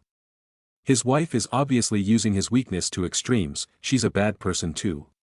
Tell them no, the youngest isn't allowed because she's a terrible brat because of the way they've failed her and there are consequences for that. Reply, he's been told all of this, many times by me, my mom, even my dad. He doesn't care and says he'll do anything to make Jenny happy because he couldn't live with himself for having another, failed family. How you even respond to that? OOP on her brother having a relationship with his children once they are 18 and out of the house and showing respect to Jenny. Reply, he is a dweeb, and I've said all of this to him. He says he doesn't care if they don't have a relationship in the future, they should have been nicer to his wife and she's his priority. Has OOP considered about doing small day trips with Daisy and discipline her? Reply, I live on a different continent so when I come back it's mostly for my parents, wife's fam, or the trips. So it's not easy to take a day trip with them, and since nobody is allowed to discipline Daisy except Jenny it sounds awful. Update. Hey guys, I posted about a week ago and a lot of people asked for updates but things have gotten yucky. A quick thing, Daisy is not constantly some Veruca Salt-esque monster child. She can be a brat but she is also funny and caring, she's the only grandchild who has stuck with the church choir that my mom runs even though I don't think she loves it, always calls my wife and I on our birthdays, and when their dog was too old to go upstairs she brought her mattress downstairs and slept next to her every night before she passed away so she wouldn't be lonely. People aren't cartoon villains and please stop attacking a 10-year-old. Sorry I didn't reply to direct messages, I don't feel comfortable doing that. I don't know if that account people were messaging me was Jenny's and honestly it wouldn't change anything. I did change some small things for anonymity, and it would be a shame if there more than one person out there like her. Finally, just a reminder that I live half the world a 15-hour min plane ride away. I can't just pop over and there are time zone issues. I also do well for myself but don't have unlimited money. So stop telling me to take Daisy on trial trips and buy a 4-bedroom house for the oldest 3 to live in LOL. And keep in mind, I live in remote, mostly rural areas, not bustling metropolises with vibrant expat communities and international schools. It's the nature of my job, I've worked hard for it, and it's not conducive to having kids/young adults living with me. I'm not a messy person and I don't do social media drama, so I've been ignoring Jenny and Jason's little vague booking campaign. And honestly I wasn't even going to update until I got some background information but basically I got a call from my brother last weekend and it was Daisy crying and telling me she would be good and she's sorry for being bad and she wants to go on the trip and promising she'll be quiet and not say anything rude. It was dark, she was saying she was going to find a way to show me and my wife and her parents she was good and not a bad person and everything would be okay. I tried calming her down, I assured her that both her aunts love her very much and don't think she is a bad person at all. My brother took the phone and was just like see what you've done and hung up. I tried calling back, he didn't answer, I texted my mom as well as Jace and Jeff to see what was going on. And of course I wake up and there's a post about how cruel people can be to innocent children. Anyways, between my mom and Jeff I got some more background info. I don't know where all their money goes or what kind of bath her parents took but their financial situation is bad. As in asking my fixed/low income parents for money for Daisy's tuition bad. Obviously they couldn't help them and I guess Jenny and my brother had told Daisy she was going to have to pick between vacation and her school, and she picked her school, but since it's taken Jenny longer than they expected to find a job they can no longer swing that either. I know you all think she's a little demon but my heart broke for her with that. And yes I am not getting into it I'll rage for too long but yes the older 3 have always gone to public school. I do think it was Jenny's parents paying the tuition, though. And according to Jeff, Daisy is getting older and having more of her own opinions and Jenny doesn't like that. When she found out she couldn't go back to her school she asked about a trip, and when my brother told Jenny I'd said no she told Daisy she couldn't go because she was bad. Heartbreaking, and just generally A+ parenting all around. I don't think this is the end of all of this. Jeff needs to be more discreet but told me Jenny was losing it because of Botox and Ozempic withdrawal. He did say the house wasn't as bad as you'd think, she mostly ignores them and has continued that. He works and Hannah has spent most the summer at her best friend's house. Also one quick thing I know everyone is worried about my nephews and niece and think they live horrible, miserable lives and this vacation is the only bright spot of the year. Yes their lives are completely unfair and I feel awfully for them but they are happy kids. From what Jace has told me, since she had Daisy they've always kind of just treated Jenny like an eccentric roommate that their dweeb of a dad is sleeping with. They're not all rude and screaming at one another, more polite indifference. They also do care a lot about Daisy, and would never ask me to leave her at home. It's me that doesn't want to bring her, because she needs a parent with her and as Drill would say I would face God and walk backwards into hell before I ever invited, much less paid for, Jenny to come with us. Relevant comments. Commenter 1. Daisy is old enough to understand that her parents have engaged in the same kind of exclusionary behavior that she is chafing under.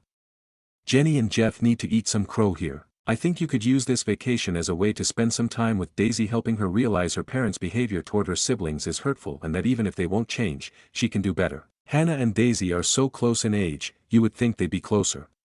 Would going to school with the other kids be an incentive at all? It might take the sting out of the school change. Reply, I cannot take a child on a trip when I'm not allowed to discipline said child. I love Daisy but it's a non-starter. I just wanted people to stop acting as if she's an irredeemable brat. Sorry pressed reply too soon. Hannah and Daisy are not close at all. I'm sure Hannah would be helpful at Daisy's new school but they aren't close like sisters can be. Is OOP allowed to discipline the 3 older nibblings? Reply, yes I am allowed to tell them no and if they don't act right give them consequences. Commenter 2, I understand none of this is Daisy's fault. But her parents' actions need consequences. The person who gets caught in the crossfire Daisy. Unfortunate but it needs to be evened out somewhere. Best case scenario is brother steps up for the other kid so everything can be even. But until that happens, keep doing what you're doing. Those 3 kids need someone who has their back. Reply, unfortunately, knowing my brother this is unlikely to happen. Commenter 3, I'm so extremely worried about Hannah's mental health. Growing up in a house where your stepmom treats you like this and your younger half-siblings is spoiled while you are so close in age is devastating on a kid. Her brothers are older and likely able to compartmentalize things, but I seriously worry about Hannah. Reply, Hannah and I are very, very close and text every single day. She is okay, she and her siblings know her dad isn't shit and her stepmom's opinion is worth dirt. She is excited about college and her life beyond living with them, yes, but is motivated. And she is very close with her brothers. Commenter 4, I wouldn't say I think badly of Daisy, she's a product of her parents, but I think it's more important to think of the older 3. I'm sorry, but life isn't fair and they've had years to learn this. It's time the youngest learns. This trip is something good the older 3 always had to look forward to. Don't take that away from them because suddenly Daisy's life took a downturn. Let them have something she doesn't, it'll do her some good. Maybe she can finally empathize with her siblings for once. Reply, this is what I feel. Yes, it's unfair, but ever since their economic downturn Jenny and Jason have gone out to dinner multiple times with just Daisy, continued paying for Daisy travel sport when they've only ever let the oldest 3 do free extracurricular through school. Gone on a long weekend trip with one of Jason's friends to their lake house with Daisy. The 2 that still live with them were invited, I'm told. Gone to visit Jenny's parents who live near a beach and still have a nice house with a pool with Daisy. And those are things that I know about. Again, I love Daisy and I know this isn't her fault, but sometimes life isn't fair. But, ultimately, it's my vacation, my choice, and honestly even all things considered I don't want to travel with Daisy. Stories number 24. Aita for calling out a coworker's gluten-free lie when she ate regular pizza at the office party. I work with Emma who's been very vocal about having celiac disease for the past year. She constantly talks about how hard it is to find safe food, makes restaurants change gloves when preparing her meals, and has asked our office to stock gluten-free options for meetings. At yesterday's office party, Emma was in line ahead of me at the pizza table. I watched her take 2 slices of regular pizza, not the expensive gluten-free ones we specially ordered for her. When I asked if she grabbed the wrong slices by mistake, she said, "Oh, I'm not being strict today." I said, "Emma, you can't just not be strict with celiac disease. That's not how autoimmune disorders work." Several coworkers overheard. She got defensive and said she has gluten sensitivity, not celiac, and sometimes she cheats when the food looks really good. I pointed out that she specifically told people she has celiac disease and made the office spend extra money on accommodations. Now she's saying I humiliated her publicly and several coworkers think I was being a food police asshole. Others agree that she's been lying about a serious medical condition. Here's why I'm upset, my sister actually has celiac disease. It's not something you cheat on, even tiny amounts of gluten cause weeks of severe symptoms. Emma's behavior trivializes a real autoimmune condition and makes it harder for people with genuine celiac disease to be taken seriously. But maybe I should have talked to her privately instead of calling her out in front of everyone. She's saying I outed her medical information, even though she's the one who's been openly discussing her supposed celiac disease for months. Aita for calling out what seemed like a clear lie, or should I have minded my own business? Stories number 25. Aita for not attending a wedding with my family that we weren't invited to. Alright, this week has been super hectic and full of stress. I 24F was not going to make this post in the first place because I thought I was doing the right thing, but my family has basically convinced me that I'm not. I'll try to keep things short and straightforward. Last week, there was a wedding of one of our family friends 28F. For some information, every major holiday Easter, July 4th, Thanksgiving, etc. my family along with other relatives always go to their house. We have been close, and my parents have known their family for more than 30 years. To sum up, this group consists of about 25 people. Now, my immediate family and relatives were not invited to this wedding. We found out because another member of the group asked my parents how they were going to get there, and then they realized we aren't invited. I guess those people didn't know we weren't invited, not surprised, as they probably assumed we're going. I'm not going to lie, it did sting. I mean, I've basically known these people my entire life. It was confusing, since we meet multiple times a year for major events, and all of a sudden we're not invited to their daughter's wedding. My parents are also relatively cool people, don't cause problems or anything. I can understand the frustration of my family, cousins, and relatives. But at the end of the day, they didn't invite us and there is nothing we can do about it. However, my family's reaction to the situation was different. They basically had the mindset of it's ridiculous they didn't put us on the list, and we're gonna go. I did not agree with this, and told them that I will not be attending, as I don't want to force myself in. Most of my cousins, siblings, and relatives essentially told me that I'm not supporting them and that I should understand how ridiculous this is. I told them that I understand why they're upset, but all they did was try and convince me as to why I'm wrong. Long story short, I ended up not going with them last weekend. One of my other cousins also did not want to go, but she was basically forced and felt pressured. According to her, things were very awkward at the wedding with the bride's family, for obvious reasons. I guess my family and relatives got lucky considering there weren't fixed tables, and people basically sat anywhere. Currently, the issue is that there is a sort of after event happening next week, and my family is gonna go to that, which they aren't invited to as well. This past week has been worse than the last, with them telling me I'm not supportive of any of them, and that I should understand. I just can't wrap my mind around going to something that I'm not invited to. It's as if everyone's worst traits came out these past 2 weeks. Stories number 26. Aita for refusing to pay for my girlfriend's vacation because I earn more. I 24M come from a very average background and only recently started making decent money after getting a job in tech. My girlfriend doll 23F grew up in a low-income household and is currently in grad school, so she's not earning much. We've been together for a year, and last month she suggested we take a week-long trip to Greece. When we looked at the costs, it came out to around $3,000 total. She then said, since you make more and I can't afford that, you should cover most of it, maybe I pay 20% and you cover the rest. I said no, not because I'm stingy, but because I think if we can't afford to split something fairly, we should pick something cheaper. She got upset, saying it's easy for me to say because I have money now, and accused me of not understanding her struggles. I reminded her that for most of my life, I was broke too, and I learned to live within my means. I also don't want to set a precedent where I'm expected to pay for big luxuries just because my income is higher. Now she's giving me the cold shoulder and even told her friends I'm selfish despite being well off. Her best friend DM'd me saying, if you loved her, you'd want her to experience nice things too. Aita for not paying most of the vacation cost just because I earn more. Stories number 27. Future ex-fiancé is angry because I don't want to share my son's money. IF35 met my fiancé 2 years ago. My son 4 gets on well with him and my ex-husband, my son's father, also likes him. Now to the point, 3 years ago I won a large sum of money in the lottery. Not millions, but enough for a nice life if I work normally and a good start for my son later. 75% went into a savings account that my son will have access to when he's 21. My fiancé always thought he had plenty of money and never let me correct him. I insisted on a prenuptial agreement and for that the finances were disclosed. Now the amount in my son's savings account is about 5 times more than anything my fiancé has. Completely enraged, he left the lawyer's office and ignored all calls for 2 days. For me, that was the end of the relationship and I wrote to him saying that he could have the ring back.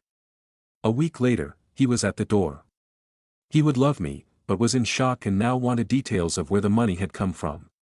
He also told me that he had a 5-year-old daughter from a previous relationship and that it would only be fair to split the money so that his daughter could also benefit from it. He sees it as justified, as I got the money through luck and not through performance.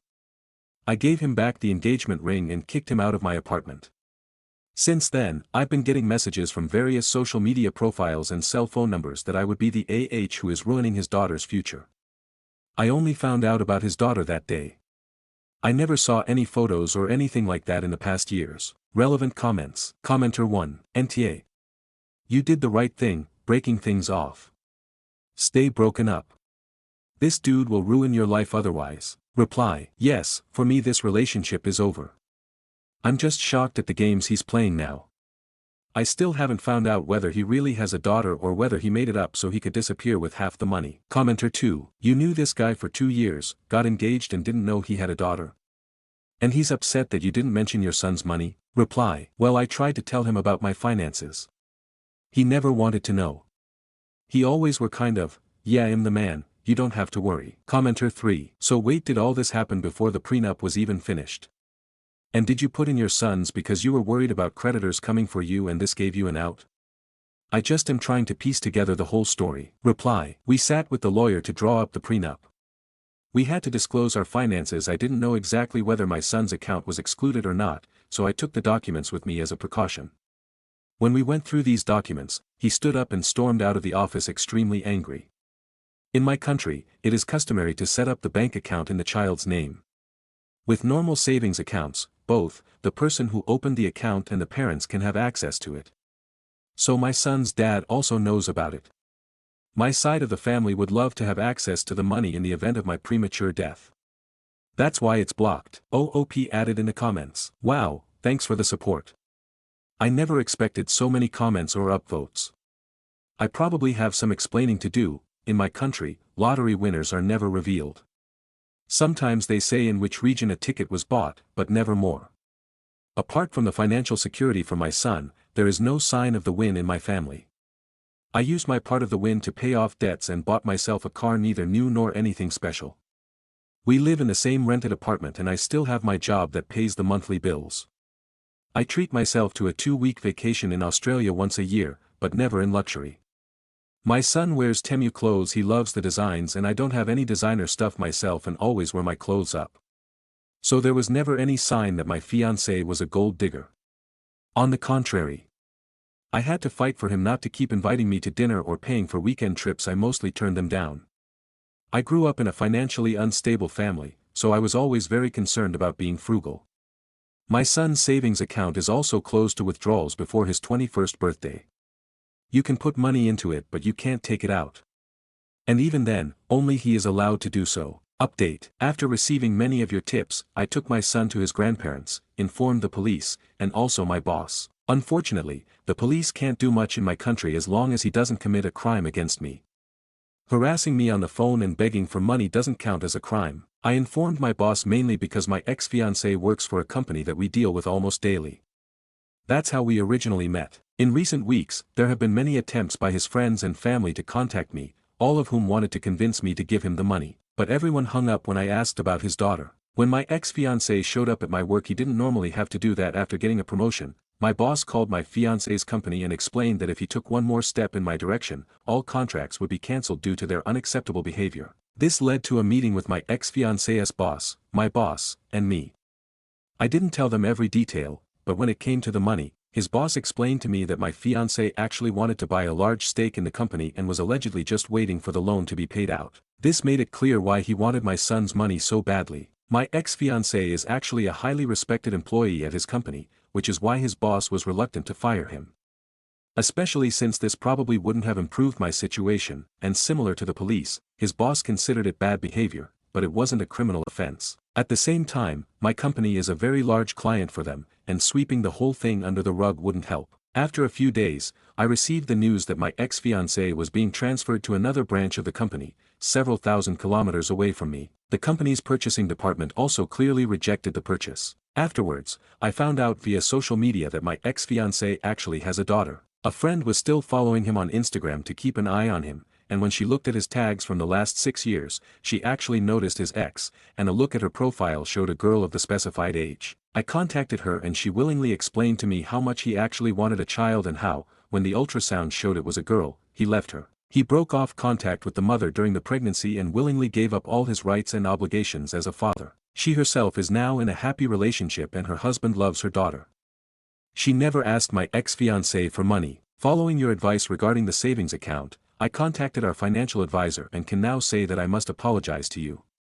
It is indeed a trust fund, I just hadn't referred to it as such until then, as it is mainly referred to as a savings account in my country. But yes, it is a trust fund in the American sense. I discussed with my ex-husband, the father of my son, once again how we would make the payout and, thanks to your tips, we have now decided on a staggered payout from ages 21 to 35 so that he has a contribution for several stages of his life. The amount at age 21 has been chosen so that it can be used for college, but at the same time, it won't hurt too much if he squanders it. My question about Aita was mainly because there were actually many people in my circle who called me that because I persuaded my ex-fiancé to sign a prenuptial agreement. But for me, a prenuptial agreement was important for several reasons. To secure my son's money now I know he wouldn't have been able to get his hands on it. I started a small business in addition to my main job, nothing big at the moment, but it's still mine. I'm saving money so that I can eventually realize my dream of owning a house in Australia, and I didn't want to lose that money to him in a divorce. In retrospect, I can see how many red flags I overlooked on his part, and I will definitely be more careful in the future.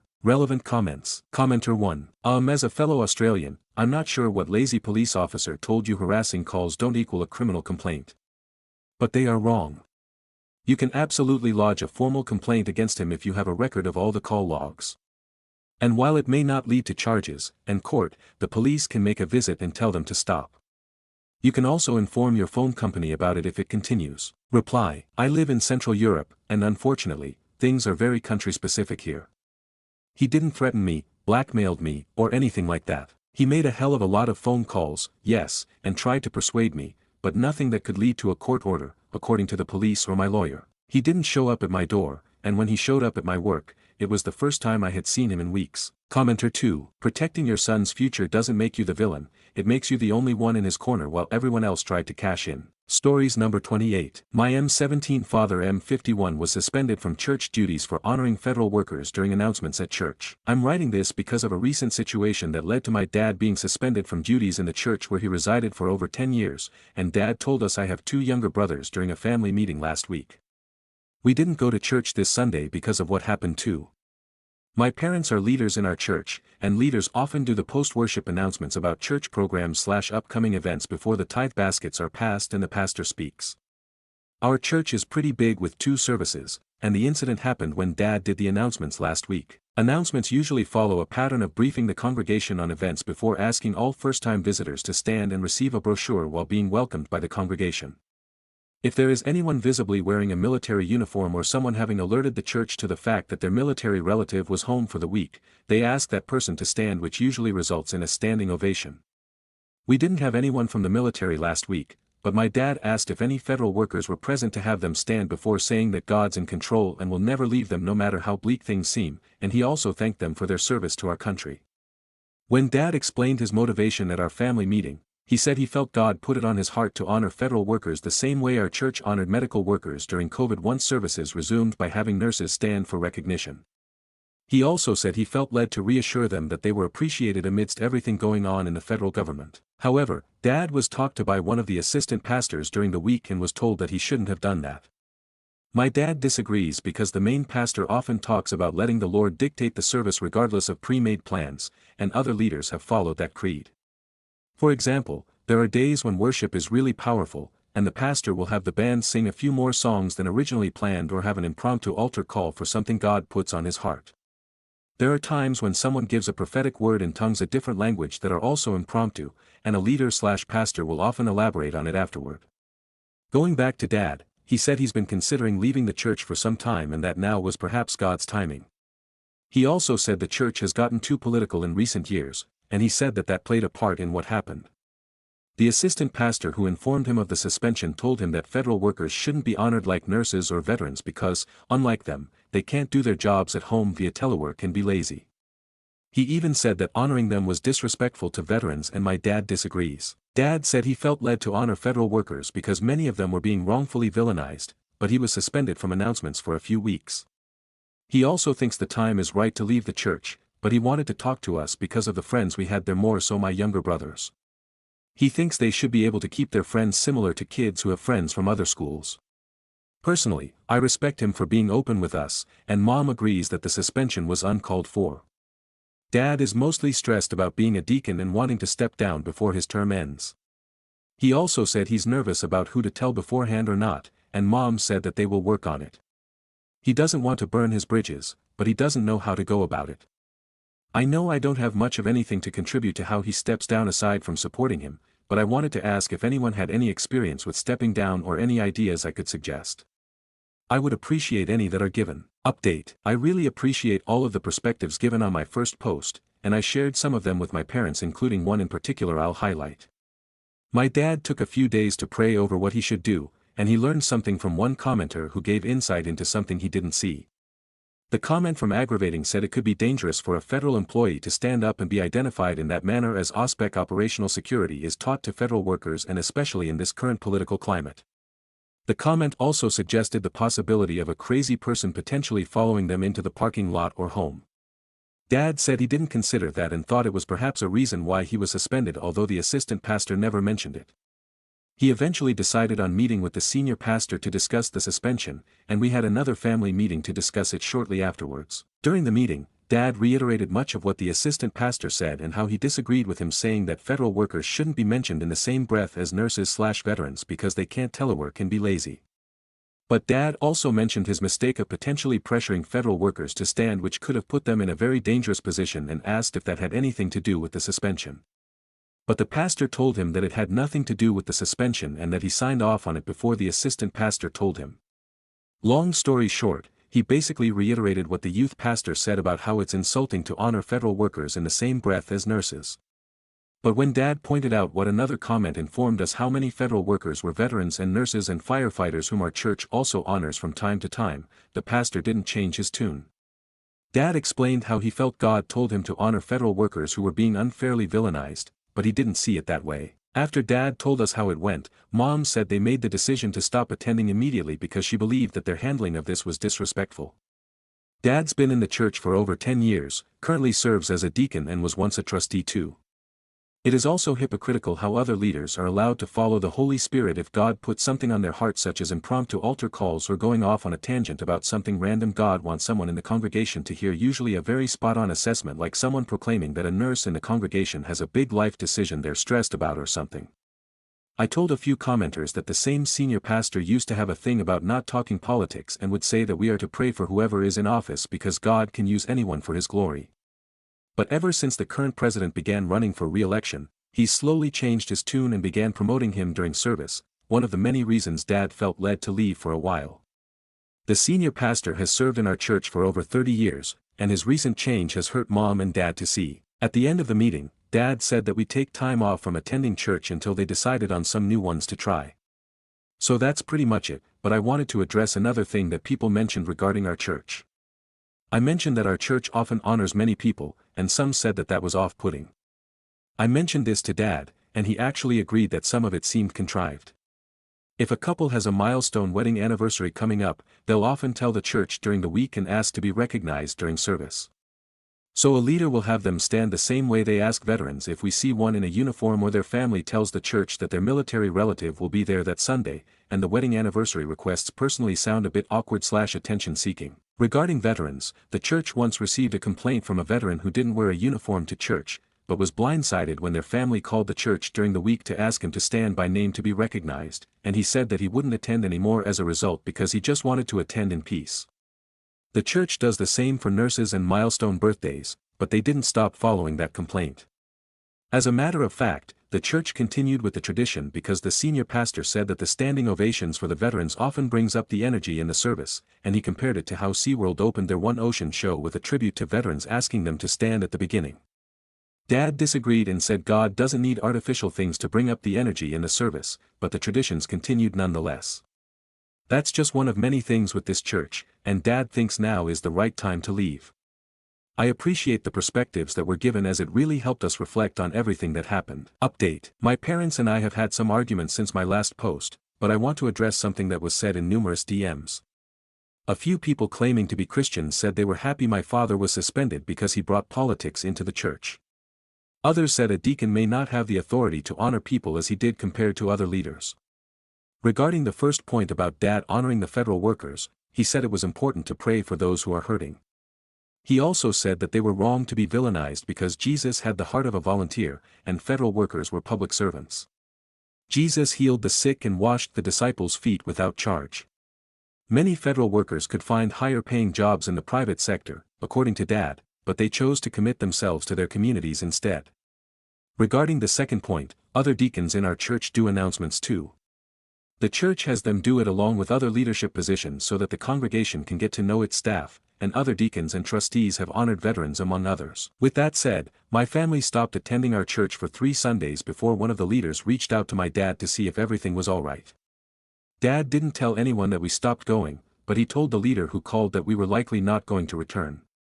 That's how that call went, but he received another a few days later from a different leader who told him that the church wanted to honor our family for the years we gave as leaders, and Dad said he'd get back to him.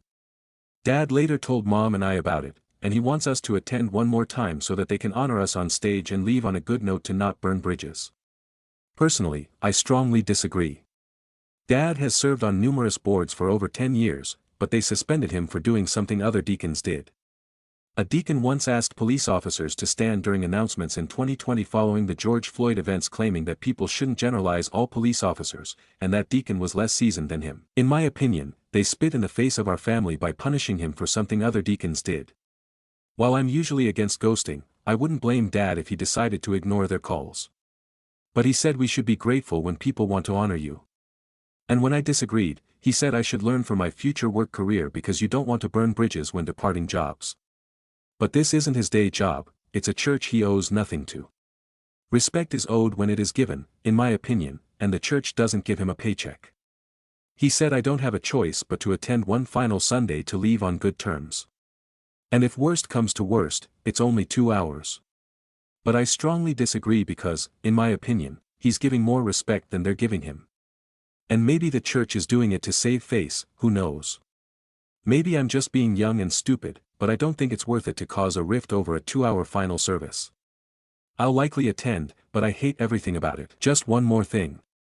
Dad said he thinks God put it on his heart to honor the federal workers so that this would happen and facilitate us leaving the church.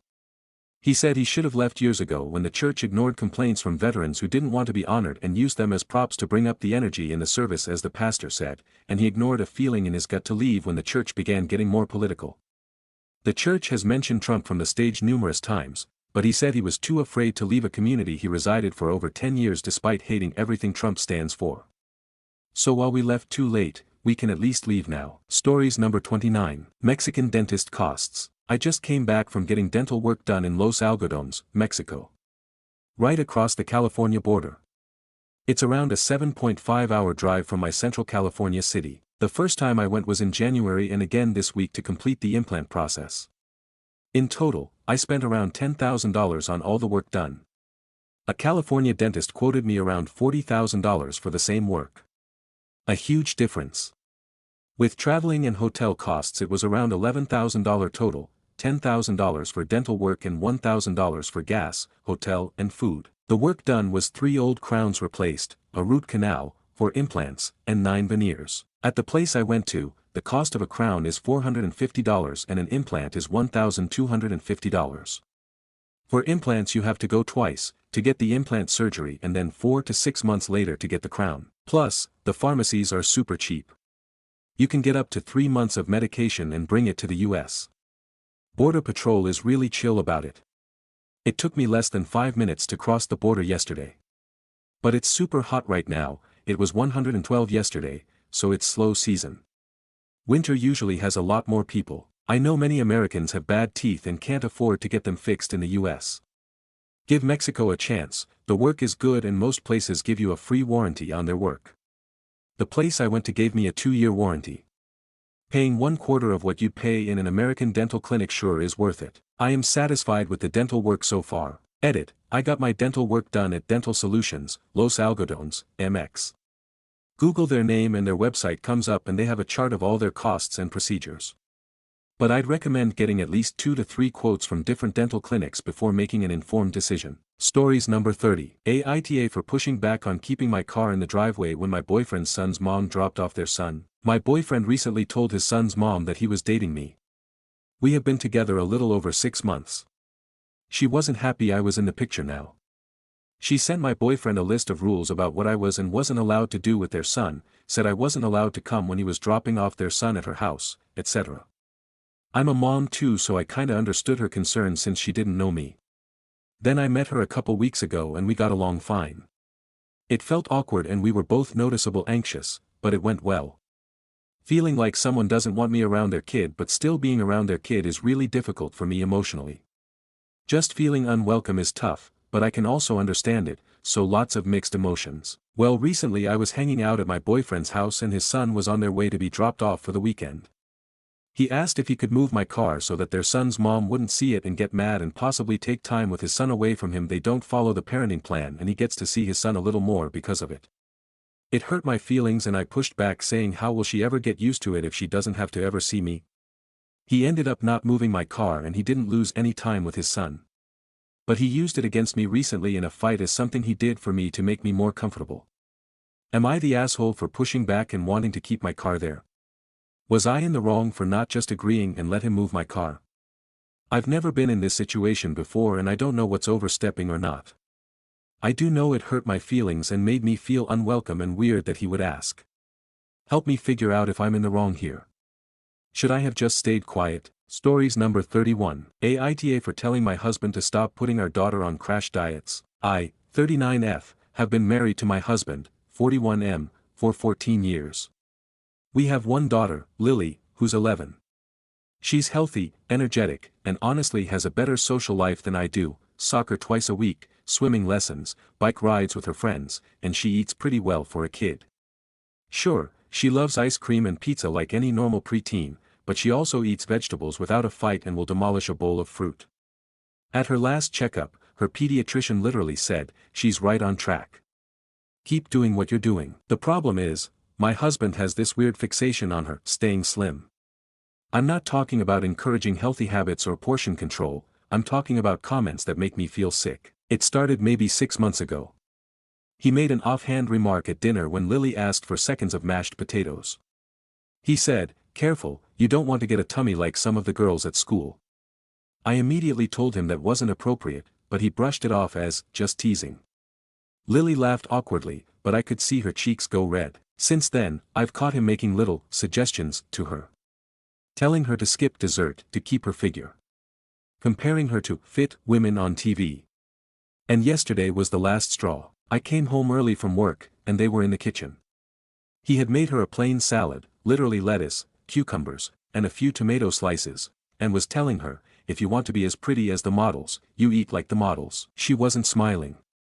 She was just picking at it with her fork, and the way her shoulders were hunched, it made me want to cry. I pulled him aside into the hallway and told him, point blank, "You need to stop.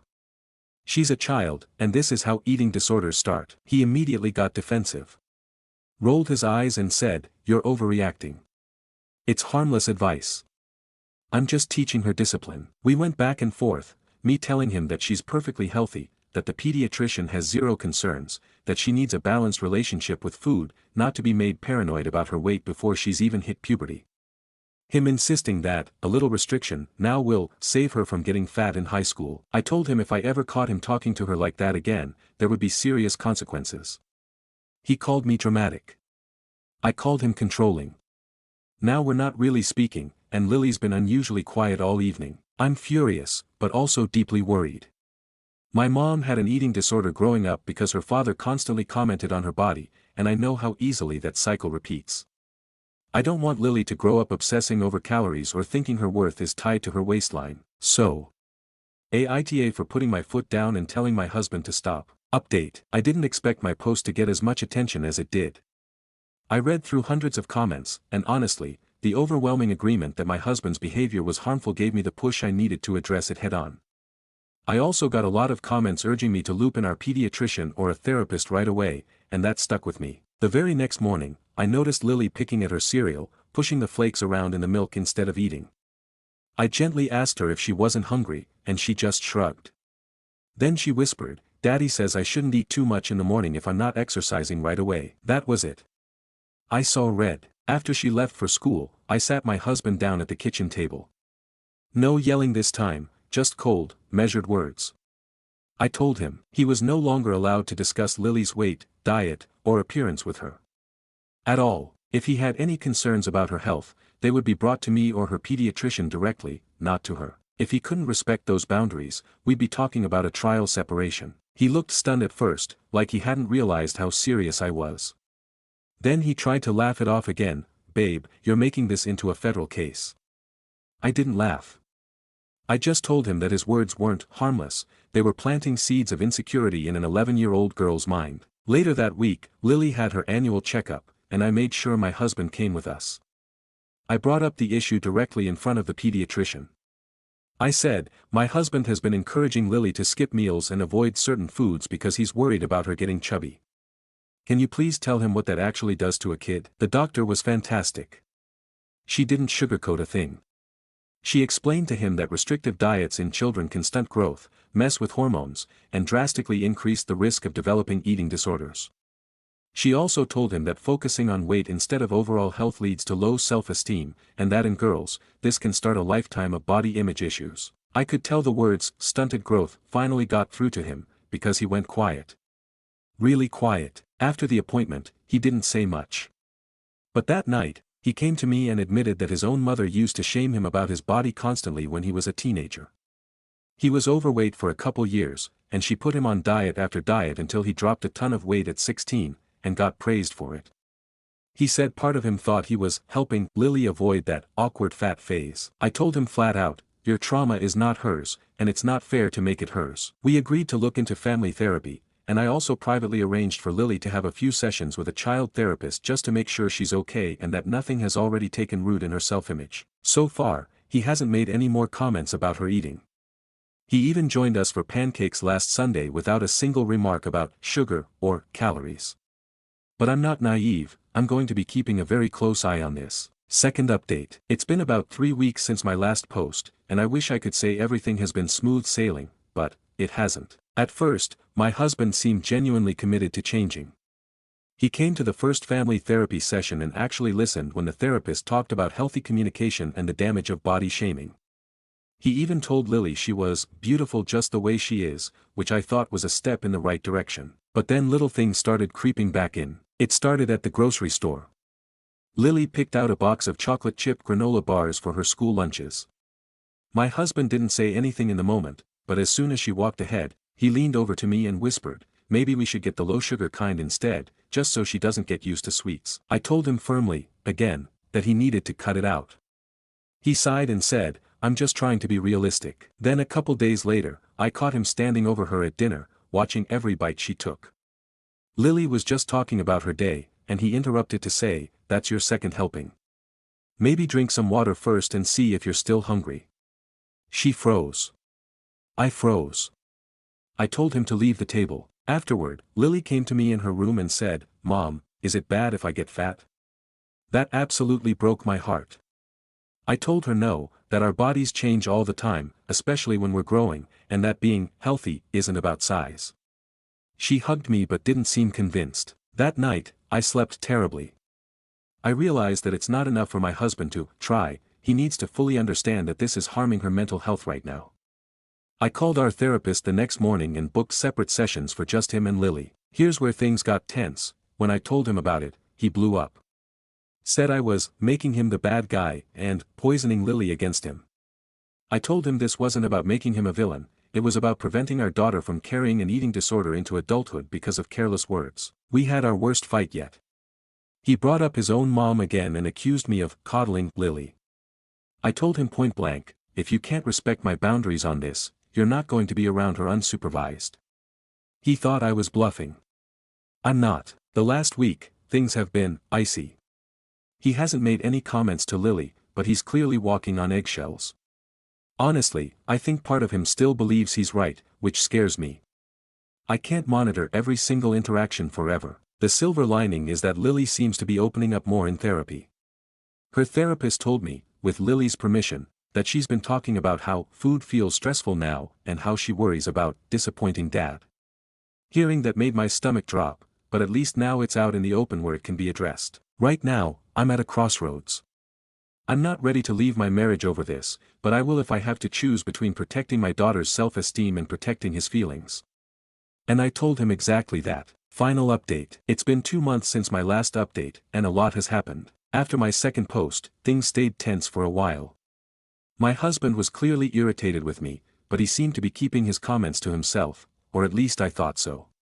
Then, one afternoon, I came home from work early and found him and Lily in the kitchen. She was eating an apple, and he was telling her, that's a good snack, low calorie, like athletes eat. It wasn't outright shaming, but it was the same underlying message, just sugar-coated, no pun intended. I walked in, set my bag down, and said, we've talked about this.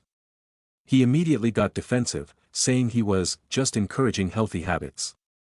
I told him again, if the habit is framed around weight, not wellness, it's not healthy. That night, we had a brutally honest conversation, probably the most raw one we've ever had in our marriage.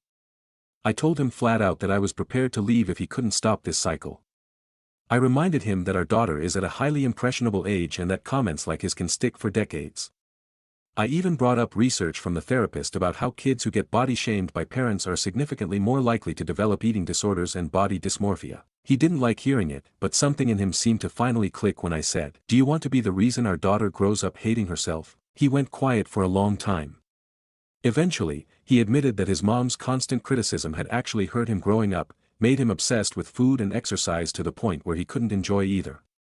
He said he thought he was helping Lily avoid that fate, but now he realized he was just passing it on. From that moment, things started to shift. We made a pact: any discussion about food, exercise, or health around Lily will be focused on strength, energy, and enjoyment, never weight or appearance. If we slip, we call each other out gently in the moment. He's also been going to solo therapy every week. It's been eye-opening for him. He told me he never realized how much of his self-worth was tied to looking a certain way. He's working on dismantling that for himself so he doesn't project it onto Lily. And Lily? She's doing better. She started soccer, she bakes with me again, and she's been a lot more relaxed at mealtimes. Last weekend, she ate a slice of cake at a birthday party without looking at me for permission, which sounds small, but it felt like a huge win. We're not perfect. I still watch interactions like a hawk, and there are moments where I see him start to say something, then bite his tongue. But that's progress. I honestly think we avoided a much bigger problem down the road by tackling this now. I'm exhausted, but I feel proud for standing my ground. TLDR, husband kept making weight control comments to our healthy 11-year-old daughter, which I saw as a fast track to an eating disorder. I confronted him, things got tense, and I nearly left. Therapy helped him see that his own childhood trauma was driving his behavior. Now we focus on health for function and joy, not weight, and our daughter's confidence is coming back. Stories number 32. Nobody showed up for my daughter's birthday party, and I'm heartbroken. I honestly don't even know where to start. I've been trying to hold it together for my daughter's sake, but I'm sitting here now, in tears, and I just need to get it out. My little girl turned 7 this past Saturday. She's been talking about this birthday for months. She's the type of kid who gets excited over the smallest things, decorating the table, picking out her own cake flavor, even choosing the little paper cups. She doesn't ask for much, and she's never been the center of attention type, so when she said she wanted a small party with her friends from school, I thought, of course. Let's make it happen. We sent out invites well in advance, cute little rainbow-themed ones that she helped pick. I made sure to include RSVP info because, well, I've learned you can't just assume anymore. And guess what? We actually got responses. A handful of her friends' parents messaged back, saying they'd be there. I even had a couple who said they were so excited, and that their kids had been talking about it non-stop. Saturday came. My husband and I decorated the living room and backyard with streamers and balloons. She'd picked a unicorn theme this year. I baked cupcakes, her request, and ordered a pizza because I didn't want to stress over cooking while kids ran around. She put on her new sparkly dress, the one she picked out with her birthday money from Nana, and she kept peeking out the window every couple of minutes, waiting for her friends. The party was supposed to start at 2 p.m. We had music going, snacks out, and my daughter's smile was so big it made me want to cry just looking at her. By 2:15, nothing. By 2:30, still nothing. I checked my phone, no texts, no calls. At 2:45, she asked me, "Mommy, do you think maybe they're lost?" I told her, "Maybe, sweetie. Sometimes people run late." Inside, though, I felt that sinking dread. By 3 p.m., my daughter was sitting at the table, still in her party hat, picking at a cupcake. That's when my Nana walked in. She'd brought her neighbor's little boy with her so my daughter would have someone to play with. Bless her for that, because at that point, it was clear, none of the kids who RSVP'd were coming. Not one. No call, no text, nothing. My daughter tried to smile. She played with the neighbor boy and her younger brother, but I could see the disappointment written all over her face. Every time she looked toward the door, my heart broke a little more. When we finally sang, "Happy Birthday," she blew out her candles with this tiny, half-hearted puff. Even in the pictures, you can see her eyes look sad. And here's the thing, back in June, when it was my son's birthday, every single one of those same kids came. His party was full, loud, chaotic, and fun. She had just as much fun celebrating her brother that day as he did.